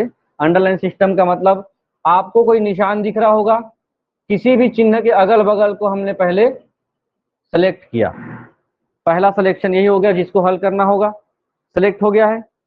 उसके बाद इसका मान कितना होगा, इसका मान ये होता है कि हम किसको किससे भाग दें, ये भी जानना जरूरी है। तो जो पहले रहता है वो इस रूप में है, ये यही लिखा जाता है ना, तो इसको कहा जाता है भाज्य, और ये है भाजक। इतने लंबे चौड़े मत जाइए आप, क्या ध्यान रखें, दोनों को हमने अंडरलाइन किया। बोडा मास का पहला स्टेप आ गया, डिवाइड है। हम इसका पहाड़ा पढ़ेंगे कितनी बार, 2 बार पढ़ेंगे तो 8 आ जाएगा, 2 आया। अब दूसरा स्टेप क्या था, गुणा। तो गुणा के लिए ये अपना जोड़ी बन गया, 2 दूनी 4। अब जब ये स्थिति आ जाती है तो प्लस माइनस को जैसा भी आप लिखते हैं वैसा लिख सकते, कई तरीके हैं ना, आप एक एक करके उतार सकते थे, एक एक करके उतारेंगे तो फिर यहाँ 2 आता, फिर 12 धन, लिख देता हूँ पहले 12 धन 2 बचा, गुना 2 बचा, माइनस 3 बचा, फिर इसका हिस्सा हुआ 12 धन 4 बचा, ऋण 3 बचा। अब आप इसको 12 4 15 ऋण 3 कर सकते हो, 12 4, हाँ 16 माइनस 3 15 हो गया था, कितना हो जाएगा 13। तो यहाँ पर भी आप इसको 4 में 1 कम करेंगे तो 4 में 3 कम करेंगे 1 बचेगा, 12 में 1 जोड़ देंगे। तो जोड़ने घटाने में जो भी संक्रियाएं समान कर सकते हो, बशर्ते चिन्हों का ध्यान रखना पड़ता है, ये वाला चीज है बस। और आप स्टेप बाय स्टेप उतरेंगे तो आप पहले घटाते जोड़ते, तो पहले जोड़ना है उसके बाद अंतिम में घटाना पड़ता है, लाइन टू लाइन उतरेंगे। ये पहले ये होता है, अंडरलाइन कर लीजिए किसको पहले आपको सॉल्व करना है, फिर आ गया, फिर इसको सॉल्व करना है, छोटा होता जाता है और आप भटकते नहीं। चलिए फिर अगला देखें जल्दी से,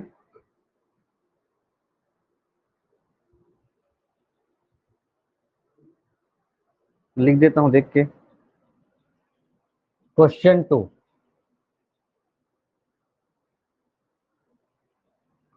25 माइनस ब्रैकेट 16 प्लस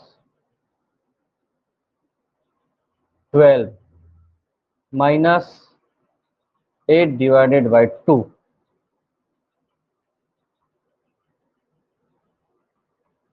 का मान।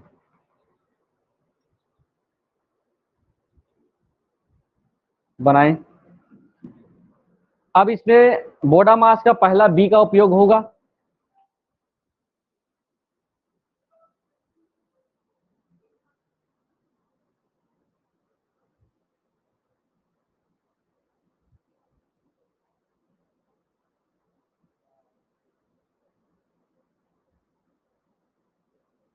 बनाते जाते हैं जल्दी, बहुत सारे प्रश्न करने हैं। सबसे पहले हम क्या देखेंगे, सबसे छोटे कोष्टक को हल करेंगे, मंझले कोष्टक, फिर बड़े कोष्टक पहुंचते हैं। ये तो बाहर है, सबसे अंतिम में इसका हमको हल करना पड़ेगा, तो हम सबको लाइन टू लाइन लिखते जाते हैं ताकि आपके लिए सुविधा हो। सबसे छोटा कोष्टक ये है, हमको कोष्टक हटाना नहीं है, कोष्टक के अंदर की संक्रियाओं को छोटा करना है। 16 प्लस ऐसे करके 12 करके लिखेंगे। अब ये कोष्टक भी हट जाएगा, ये जैसे जैसे सॉल्व होता जाएगा कोष्टक भी हट जाता है ना, ब्रैकेट। तो ये हो गया 2 चौक 8, कोष्टक भी हट जाएगा, बार बार बोल रहा हूं मैं। अब ये हो गया सॉल्व होकर के, फिर उसके बाद मंझला कोष्टक की बारी थी तो इसको हल करें। फिर से 25 लिखेंगे, माइनस करेंगे 16 प्लस, कोष्टक के संक्रिया के साथ कोष्टक भी हट जाता है, 12 में 4 कम करेंगे 8। अब बड़ा कोष्टक था, बड़ा कोष्टक हल करेंगे, कोष्टक हट जाएगा, 16 और 8 24। फाइनली क्या बचा, एक। एक आपका इस नियम से उत्तर होगा। बहुत ज्यादा कॉम्प्लिकेटेड नहीं है, आसान है, आप लोग आसानी से बना सकते हो। 2-4 प्रश्न में आप इस पर ध्यान देंगे। सभी प्रकार के प्रश्नों को हम लोग शामिल करने का प्रयास करते हैं। आगे बढ़े। लिखना जरूरी है, लिख रहे हो ना? ये तो प्रैक्टिस का ही हिस्सा था जिसको मैंने शामिल कर लिया। आप लिखेंगे।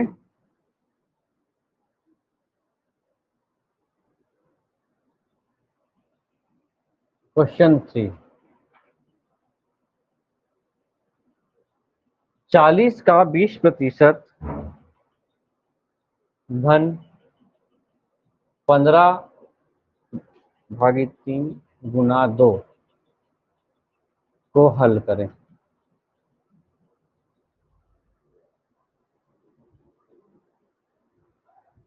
प्रश्न लिखा है 20% ऑफ 40, इंग्लिश में लिखा हुआ है, देखिए।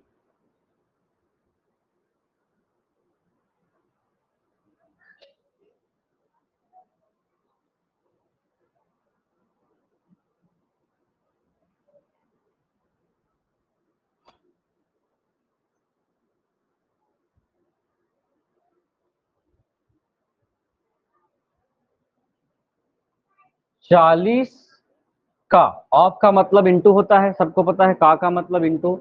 20%, तो 20/100 धन, इसका उत्तर हो जाएगा 5 × 3, सॉरी 2। ये देखें, इसको हल करिए पहले। ये दोनों शून्य कट गया, ये शून्य कट गया, 4 दूनी 8, 8 धन 5 गुना 2। अब पहले 8 5 13, 13 दूनी 26 नहीं करना है। हमारा काम क्या है, बॉडम मास का पहला काम है गुना को पहले, तो 8 रहेगा ही, 5 दूनी 10, हो गया 18। ठीक है। अगला है थोड़ा सा धीरे धीरे एक एक स्टेप में। कोई परेशानी नहीं हो रही है ना अभी? अभी तक नहीं हुई है। उद्देश्य भी नहीं है परेशान करने का। परेशान लोगों को कितना परेशान करूंगा मैं। 15 - 3 इंटू 8 - 2 स्क्वायर डिवाइडेड बाय 9 का मान होगा।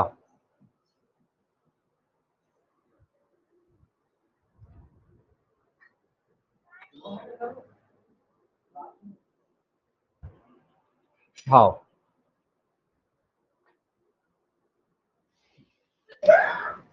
पंखा बंद कर दीजिए थोड़ा सा।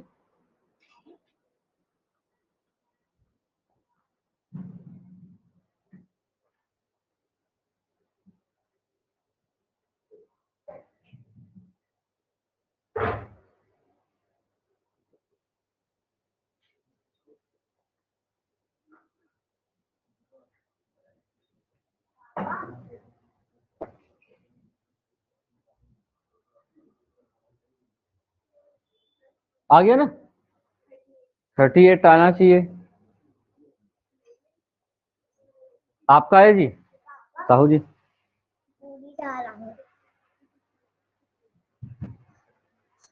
आ गया। इधर आज कैसे अकेले गुमसुम बैठे हो आप?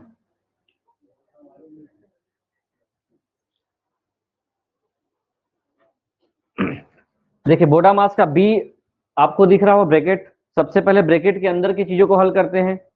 ब्रैकेट के अंदर क्या है, देखिए सभी इधर 5 - 3 इंटू, अब ब्रैकेट के अंदर ये है 8 - 2 कितना होगा, 6। इसके ऊपर स्क्वायर, कोष्टक नहीं लगाएंगे, अब हटा दिया जाएगा। फिर डिवाइडेड बाई 9। दूसरा स्टेप क्या होता है, किसको हल करना, भाग को हल करना। तो आप इसको देखेंगे, किसी का वर्ग लिखा हुआ है, मतलब इसको आप किस रूप में लिख सकते हैं, 6 का वर्ग 36/9। तो इसको हल करने पर कितना आ जाएगा, 36/9 4 बार में जाएगा, 9 चौक 36। बार बार हम 50 ऋण 3 कर रहे थे, तो आपको इसमें किसी भी प्रकार का रिलेशन नहीं देखना है कि आप इसको हम 47 कर देंगे, चलो एक ही साथ उतर रहा था तो ऐसा नहीं होना चाहिए। ये अब इससे गुणा होगा, 50 माइनस 12, 4 × 12 और बच गया कितना, 38। ठीक,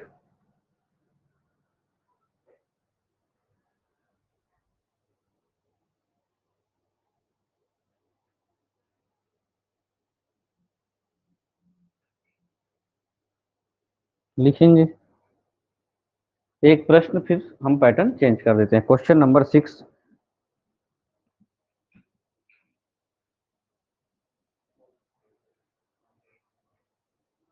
पांचवा है। क्वेश्चन नंबर 5, 2 की पावर में 3 है प्लस 14 माइनस 6 डिवाइडेड बाई 2 × 4 का मान।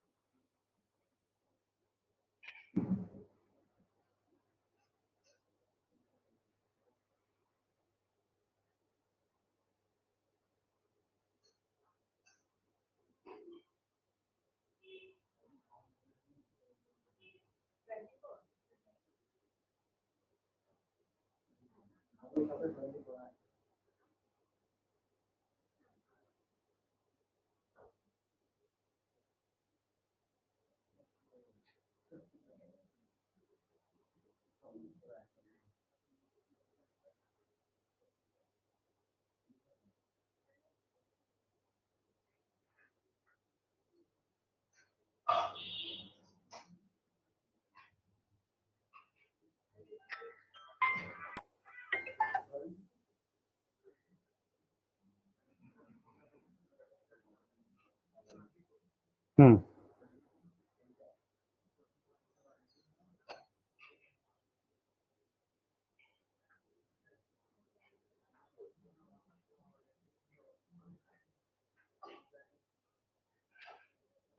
हो गया, आया क्या, सबसे आया होगा ना। आप पहले किसको बदलेंगे, कोष्टक। 2 की पावर 3 को उत्तर लिख ही सकते हैं, कोई इसमें ज्यादा कुछ करने की आवश्यकता नहीं। कितना होगा इसको, 8 लिख सकते हैं, ये अलग स्वतंत्र है। तो 14 और 6 कम करेंगे, कितना, 8। अब क्या करेंगे, भाग इसको, 8 पहले से यहाँ रहेगा, कितने बार में जाएगा, 4, फिर आ गया 4 और 4, 8 पहले से है, 4 और 4, 4 बार में 16 और 24, आया है 24। अब थोड़ा सा स्टैंडर्ड में आते हैं परीक्षा के हिसाब से। नहीं है, ये आ सकता है तो आ सकता है, लेकिन जो क्वेश्चंस रहेंगे, अभी तो मैंने 8 डिवाइडेड बाय 2 दिया, हो सकता है 2 डिवाइडेड बाय 4 हो। हाँ, आप उस पर आप क्या लिखेंगे, 1/2 हाफ होगा ना। अब उसके बाद फिर क्रॉस मल्टीप्लाई कर करके बना पाएंगे, इसलिए बोल रहा हूँ कि थोड़ा सा लगना चाहिए, आप लोगों का कॉन्फिडेंस बढ़ना चाहिए यहाँ पे। ठीक है, टीचिंग का एक तरीका होता है, पता है क्या क्या होता है, शुरुआत में जब शिक्षण का तरीका ये होता है, कंपटीशन एग्जाम के लिए पहले बहुत ज्यादा कठिन दीजिए, कठिन पढ़ाइए, कठिन टेस्ट लीजिए, फिर परीक्षा के कुछ समय तक उनको मॉडरेट लेवल में दीजिए, ताकि कॉन्फिडेंस आए और पुराने चीजों को रिकॉल कर सके। और उसमें दो चीजें बेनिफिट होते हैं, पुराने चीजें भी थोड़ा थोड़ा रिकॉल होता है, और सरल से आप लोग बना करके आपके अंदर कॉन्फिडेंस आता है, तो एग्जाम हॉल में आप क्या करते हैं फिर, 100 में 100। इसीलिए कभी कभी, हाँ, नेगेटिव मार्किंग में नहीं करना चाहिए। चलिए, अब मैं बोल भी रहा हूँ, अब लिखता भी जा रहा हूँ। क्वेश्चन नंबर 6 आया क्या आर्यगल जी, यदि प्लस का अर्थ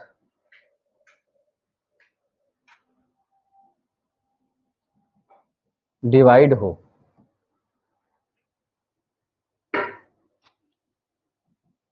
डिवाइड का अर्थ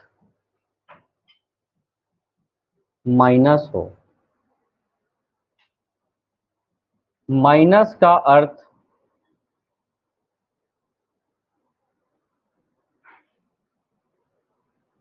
इनटू हो,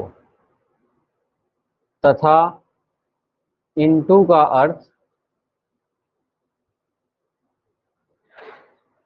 प्लस हो। तो 14 plus 8 divided by 2 minus 3 into 2 plus 1 का मान क्या होगा? अब थोड़ा सा आपके कॉन्फिडेंस को बढ़ा देते हैं। एक बता दिया जाए क्या? बनाइए, कुछ नहीं है, मैं मौखिक बता देता हूं। पहले काम ये करना है, जहां जहां पर जिस चिन्ह को पहले ये लिखा गया है उस चिन्ह की जगह जिसको क्या कहा जाता है उसको रखिए, और अभी जो प्रैक्टिस किए हो उसको बनाइए बस। ठीक, आपको प्लस कहा गया है ना, प्लस की जगह में प्लस का अर्थ भाग हो, तो प्लस की जगह क्या लिखना पड़ेगा? भाग का चिन्ह।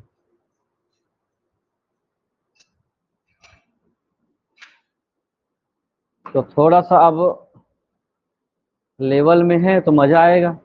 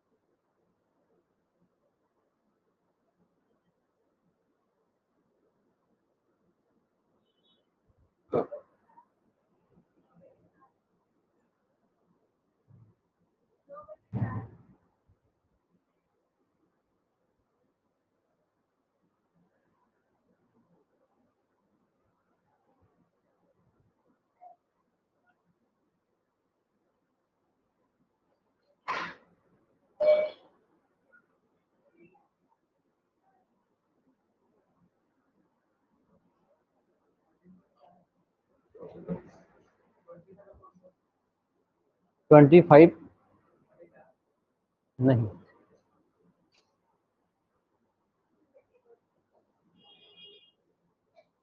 नहीं, एक ही गलती हो रही है आप लोगों से।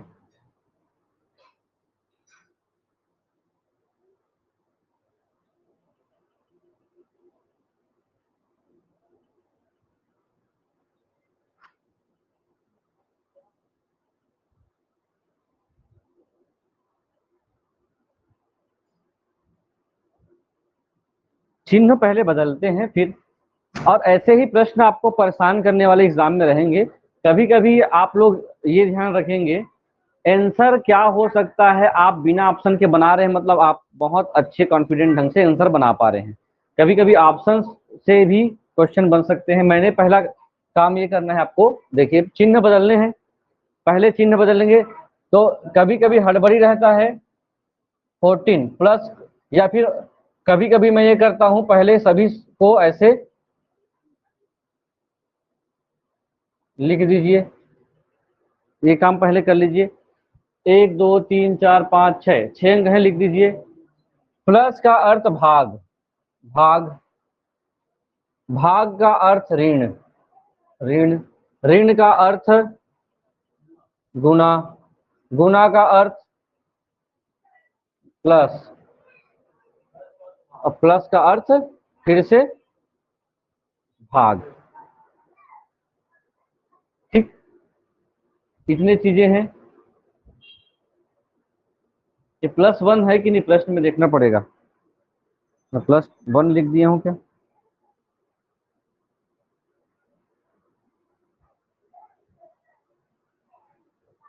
हाँ है। अब पहला काम क्या होगा, ब्रैकेट है ही नहीं, कुछ नहीं है, तो डिवीजन से शुरू करते हैं।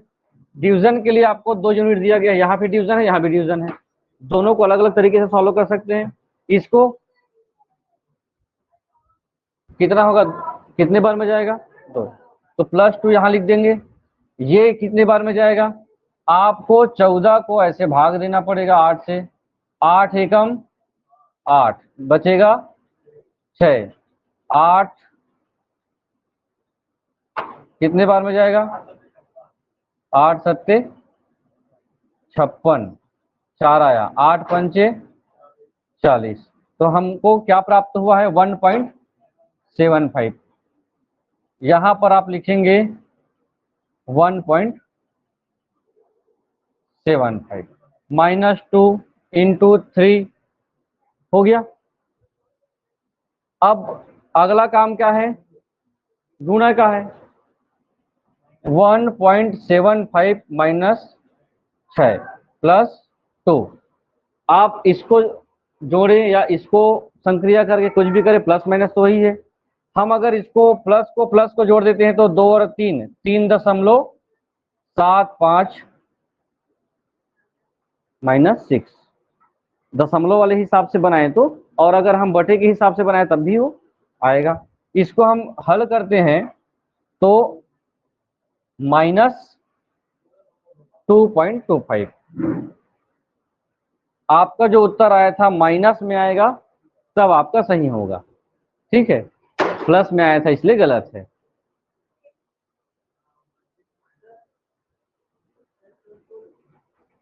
तीन दूनी 6, ऋण का ऋण, ये 2 इधर से आया है, 2 का 2 आया है। अब यहाँ पर 1 दशमलव में इसको घटाएंगे तब भी 2 जोड़ना पड़ेगा, तो मैं 2 को इसमें जोड़ दिया हूँ, सहूलियत हो रहा है। उसके बाद ऋण 6 को लिख दिया हूँ, 2 में 1.75 जोड़ेंगे तो 3.75 -6, तो उत्तर माइनस में आएगा। उत्तर कुछ भी हो सकता है, थोड़ा ठीक लगा होगा ऐसा प्रश्न में, है ना। चलिए,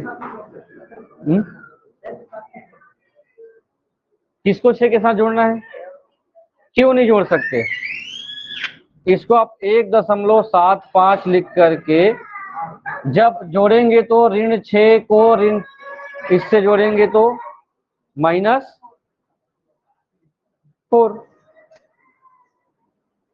इसको फिर घटाएंगे तो 2.25, बड़ा अंक है ऋणात्मक तो बड़े अंक को लिख देंगे, जिस अंक में जो चिन्ह लगा हुआ उसको लिख सकते हैं।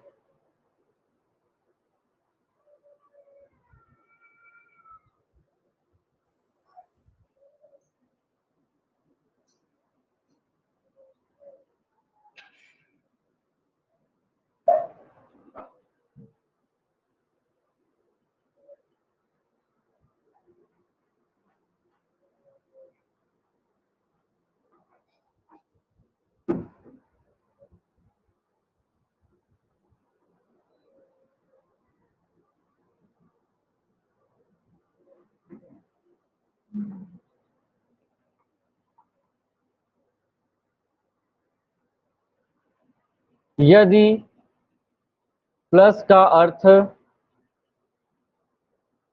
गुणा, ऋण का अर्थ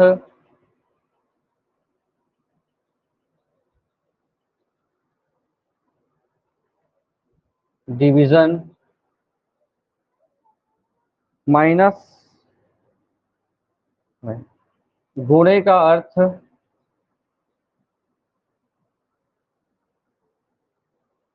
माइनस, और भाग का अर्थ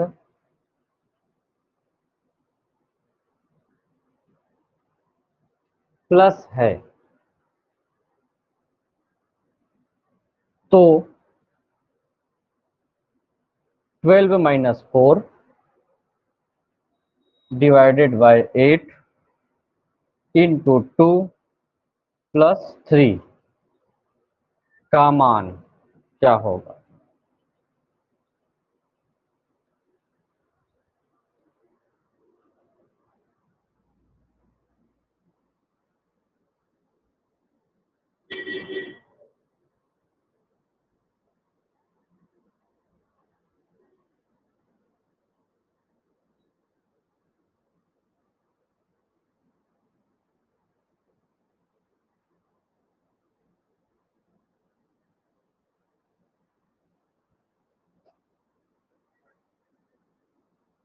हो गया, देखेंगे जल्दी जल्दी, चिन्ह बदलेंगे, बोलते जाएं तो आपके लिए हमारे लिए भी आसान होगी।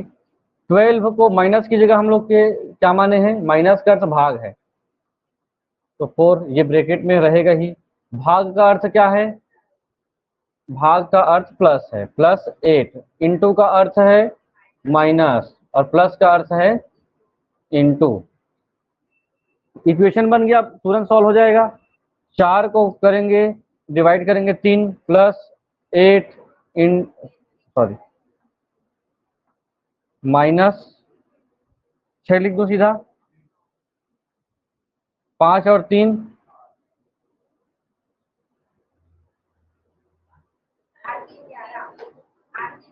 8 बोलते हो आप लोग, इसको जोड़ेंगे ना सीधा 11। इसमें हम माइनस भी कर सकते हैं, 2 लिख करके 5 कर सकते हैं, या फिर हम प्लस करें ना, माइनस सबसे आखिरी में करना है, ठीक है, जोड़ना और घटाना लास्ट है, घटाने का काम। आप कुछ भी करिए, लेकिन चिन्हों के बारे में आपकी समझ है तो गुणा होने के बाद आपको कभी उत्तर गलत नहीं प्राप्त होगा। चिन्हों की समझ नहीं है तो फिर अब दिक्कत है। चलिए क्वेश्चन नंबर 6,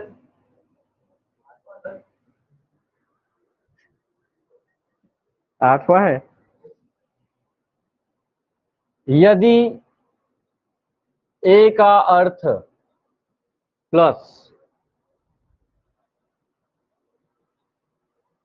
बी का अर्थ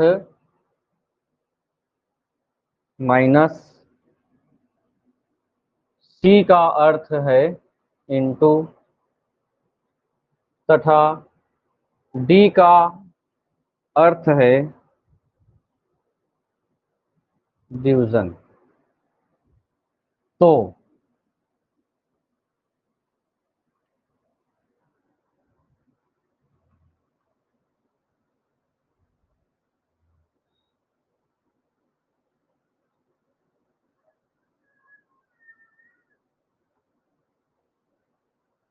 तो 20C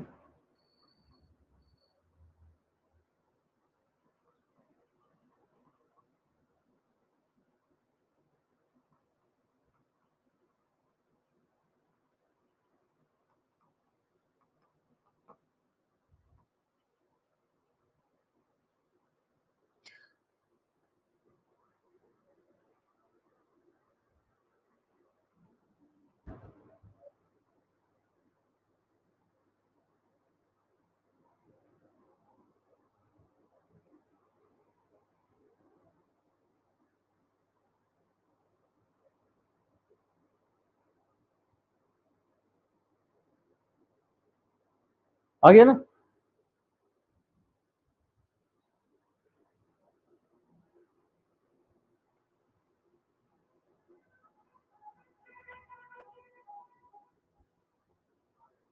आ गया, बस ABCD रखना है। 20 बोलते जाएं, बनाते जाएं। 20C का अर्थ क्या है, इंटू 10, डी का डिवाइड 5, ए का प्लस, बी का माइनस।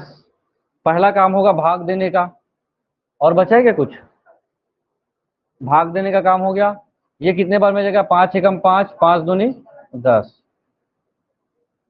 +8 -6, गुणा 20 दूनी 40, +8 -6, 40 8, 48 -6, 42। कैसे बन पा रहा है क्या आपसे,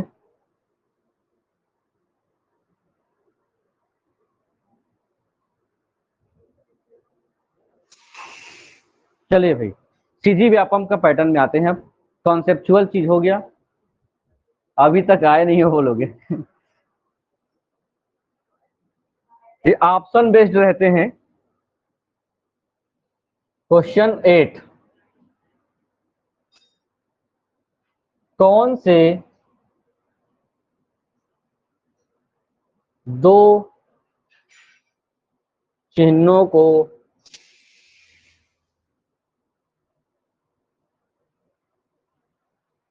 आपस में बदलने पर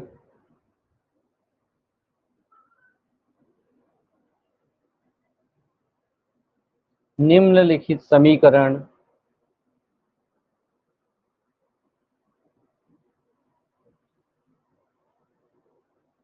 संतुलित या सही हो जाएगा।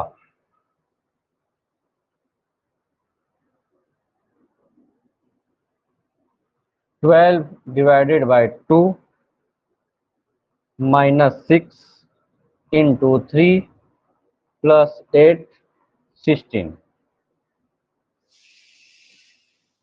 बिना ऑप्शन के नहीं बना पाएंगे, इसलिए मैं आपको बना लेंगे लेकिन आपके लिए सरल कर दे रहा हूं।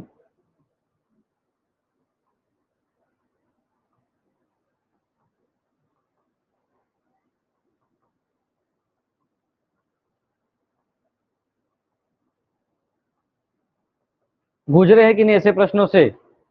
नहीं बोलते हो जी। तो इसलिए जरूरी है कि आपको हर चीजों से, आप जितना क्वेश्चन पेपर देंगे, जितना एग्जाम देंगे, हर बार पैटर्न को कुछ ना कुछ चेंज करता है। अभी तो जो मूल पैटर्न व्यापम अब दे रहा है, ये इक्वेशन को प्रश्न के हिसाब से यही आपके ऑप्शन रहेंगे। अब बताना पड़ेगा कौन सा सही है। यही ऐसे 4 प्रकार के अलग अलग संक्रियाएं व्यंजक मिलेगा ऑप्शन में ही, उसको हल करके देखना है कौन सा सही है और वही उत्तर होगा। ऐसे प्रश्न आ रहे हैं, वो फूट में आते हैं, इनमें से एक सही है, 2 सही है, तो बहुत ज्यादा काम करना पड़ेगा आप लोगों को।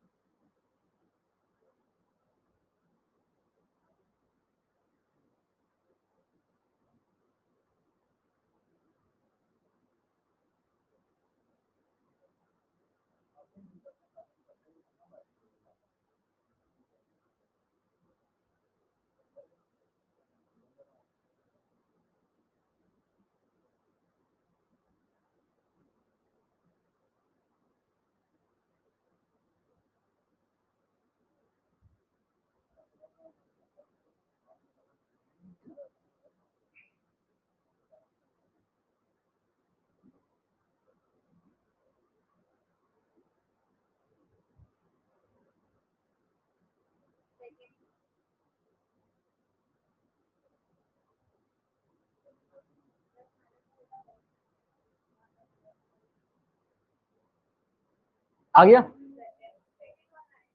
Option B. देखिए कुछ लॉजिक होते हैं इसमें।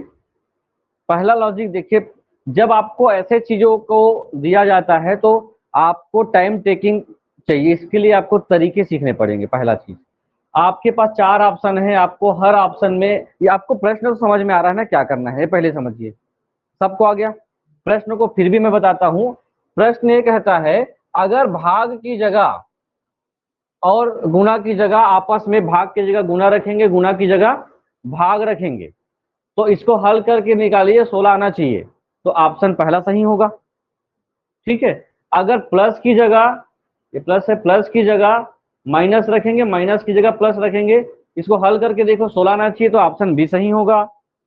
भाग की जगह धन रखेंगे और धन की जगह भाग रखेंगे, आपस में बदलना है ना, चिन्हों को आपस में बदलना है।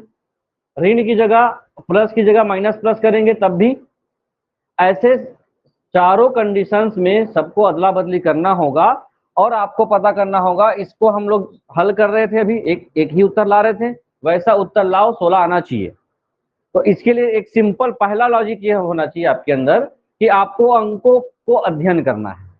अंकों को अध्ययन करते समय ये ध्यान रखना पड़ेगा कि ऐसे कोई ऐसे चिन्ह हैं जिसको मैं रखने पर डिवाइड होता होगा, इधर बड़ी संख्या इधर छोटी संख्या। पहला प्रयास ये होना चाहिए, खासकर इसमें लॉजिकल ही होता है, सभी को प्रैक्टिस करवाने का उसका उद्देश्य नहीं होता है। तो हमको ये दिख रहा है ये और ये पूर्ण रूप से भाग जाते हैं, पहला प्रयास ये है, तो इसको हम लोगों को डिस्टर्ब करने की आवश्यकता नहीं है। 6 आएगा सीधा भाग देंगे। तो दूसरा एक और कैसी संख्या है जिसके बीच हम लोग देखते हैं 3 और 6, यहां पर हम लोग भाग रखते हैं तब भी ये भाग चला जा सकता है। तो या तो हम ना बदलें, नहीं बदलने वाले में कौन सा स्थिति है, ए है और सी है।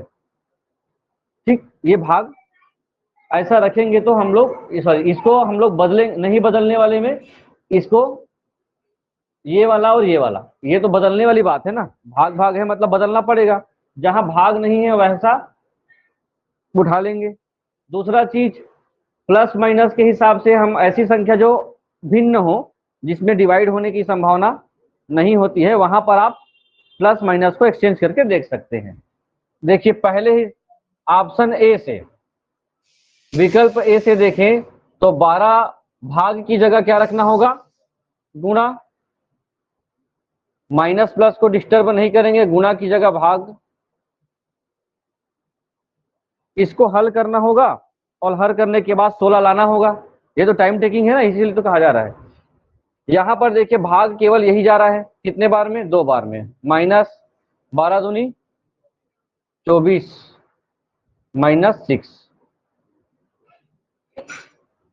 सॉरी ये तो हो ही गया, माइनस प्लस 8, ये हो गया 24 और 2 22 हो गया, 22 8 हो गया, 16 आया, खत्म। तो ये चीज, तो हमारा पहला प्रयास ये होगा। और ऐसे प्रश्नों में फिर से वही लॉजिक कि पहले और चौथे से प्रयास ना करें, दूसरा और तीसरा से प्रयास करिए जब भी होगा, क्योंकि वो टाइम टेकिंग चाहता है और लोग, मानव प्रवृत्ति है, शुरुआत से शुरू करते हैं, किए भी होंगे आप लोग। तो शुरुआत पहले से ना करके दूसरे तीसरे से शुरुआत करें, ना ही आखिरी से करें। वो वही जानते हैं, यहाँ से भी शुरू हो सकता है, उत्तर भी ऐसी ही होता है। भी कुछ ऐसे हैं जो स्वयं सिद्ध हैं, जो आपके मस्तिष्क को 12 माइनस को प्लस करेंगे, प्लस को माइनस करेंगे, माइनस लिखकर 6 लिख देता हूं, और इनटू को हमने वही रखा, इसको प्लस करना था क्या, और हल करना होगा। ये भाग चला गया कितने बार में, ये 3 होगा ना, ये भाग चला गया 6, 6 प्लस 6, अब इसको 6 प्लस 6 ना लिख करके हम इसको 18 कर देते हैं, माइनस 8। 18 में 8 कम कर सकते हैं, या 6 में 18 जोड़ें, कितना होगा, 24 माइनस 8 16। एक ही बार उत्तर आएगा, बार बार आएगा नहीं, सभी में एक आ गया मतलब ये सभी चीजें खत्म। तो आप प्रैक्टिस किससे करें, बी से शुरुआत करें।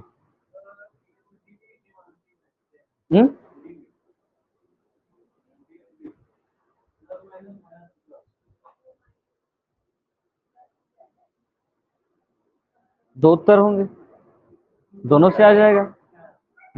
इसको चेंज करें, इनटू होगा, ये हो सकता है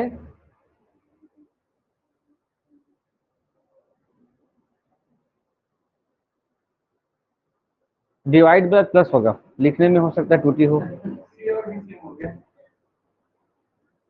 सी और डी सेम हो गया, और ए प्लस इंटू होगा जी।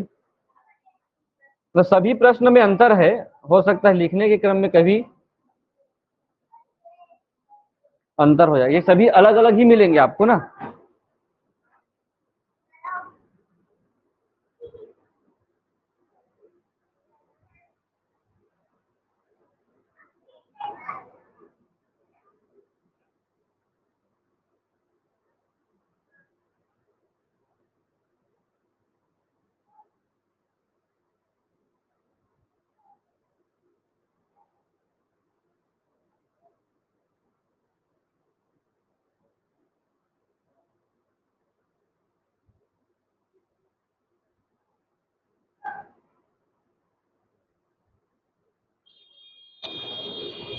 ठीक, रुकते हैं यहीं पर आज। आपके लिए डायरेक्शन वाले क्वेश्चंस हैं, आप बना पाएंगे क्या डालने से, बनेगा ही, बन जाएगा, इजी प्रश्न है। इस पर आपको और क्लास की आवश्यकता है क्या, क्वेश्चन में डालूंगा, इसके 30 प्रश्न डालूंगा अलग अलग तरीके से, जो नहीं बनेगा उसको आप बताएं, उस पर हम चर्चा कर लेंगे। टॉपिक बहुत सारी चीजें हैं, कम से कम रूल्स आपके दिमाग पे आ जाए। रूल्स आ जाते हैं तो आप हल करने में ज़्यादा परेशानी आपको नहीं हो पाएगी।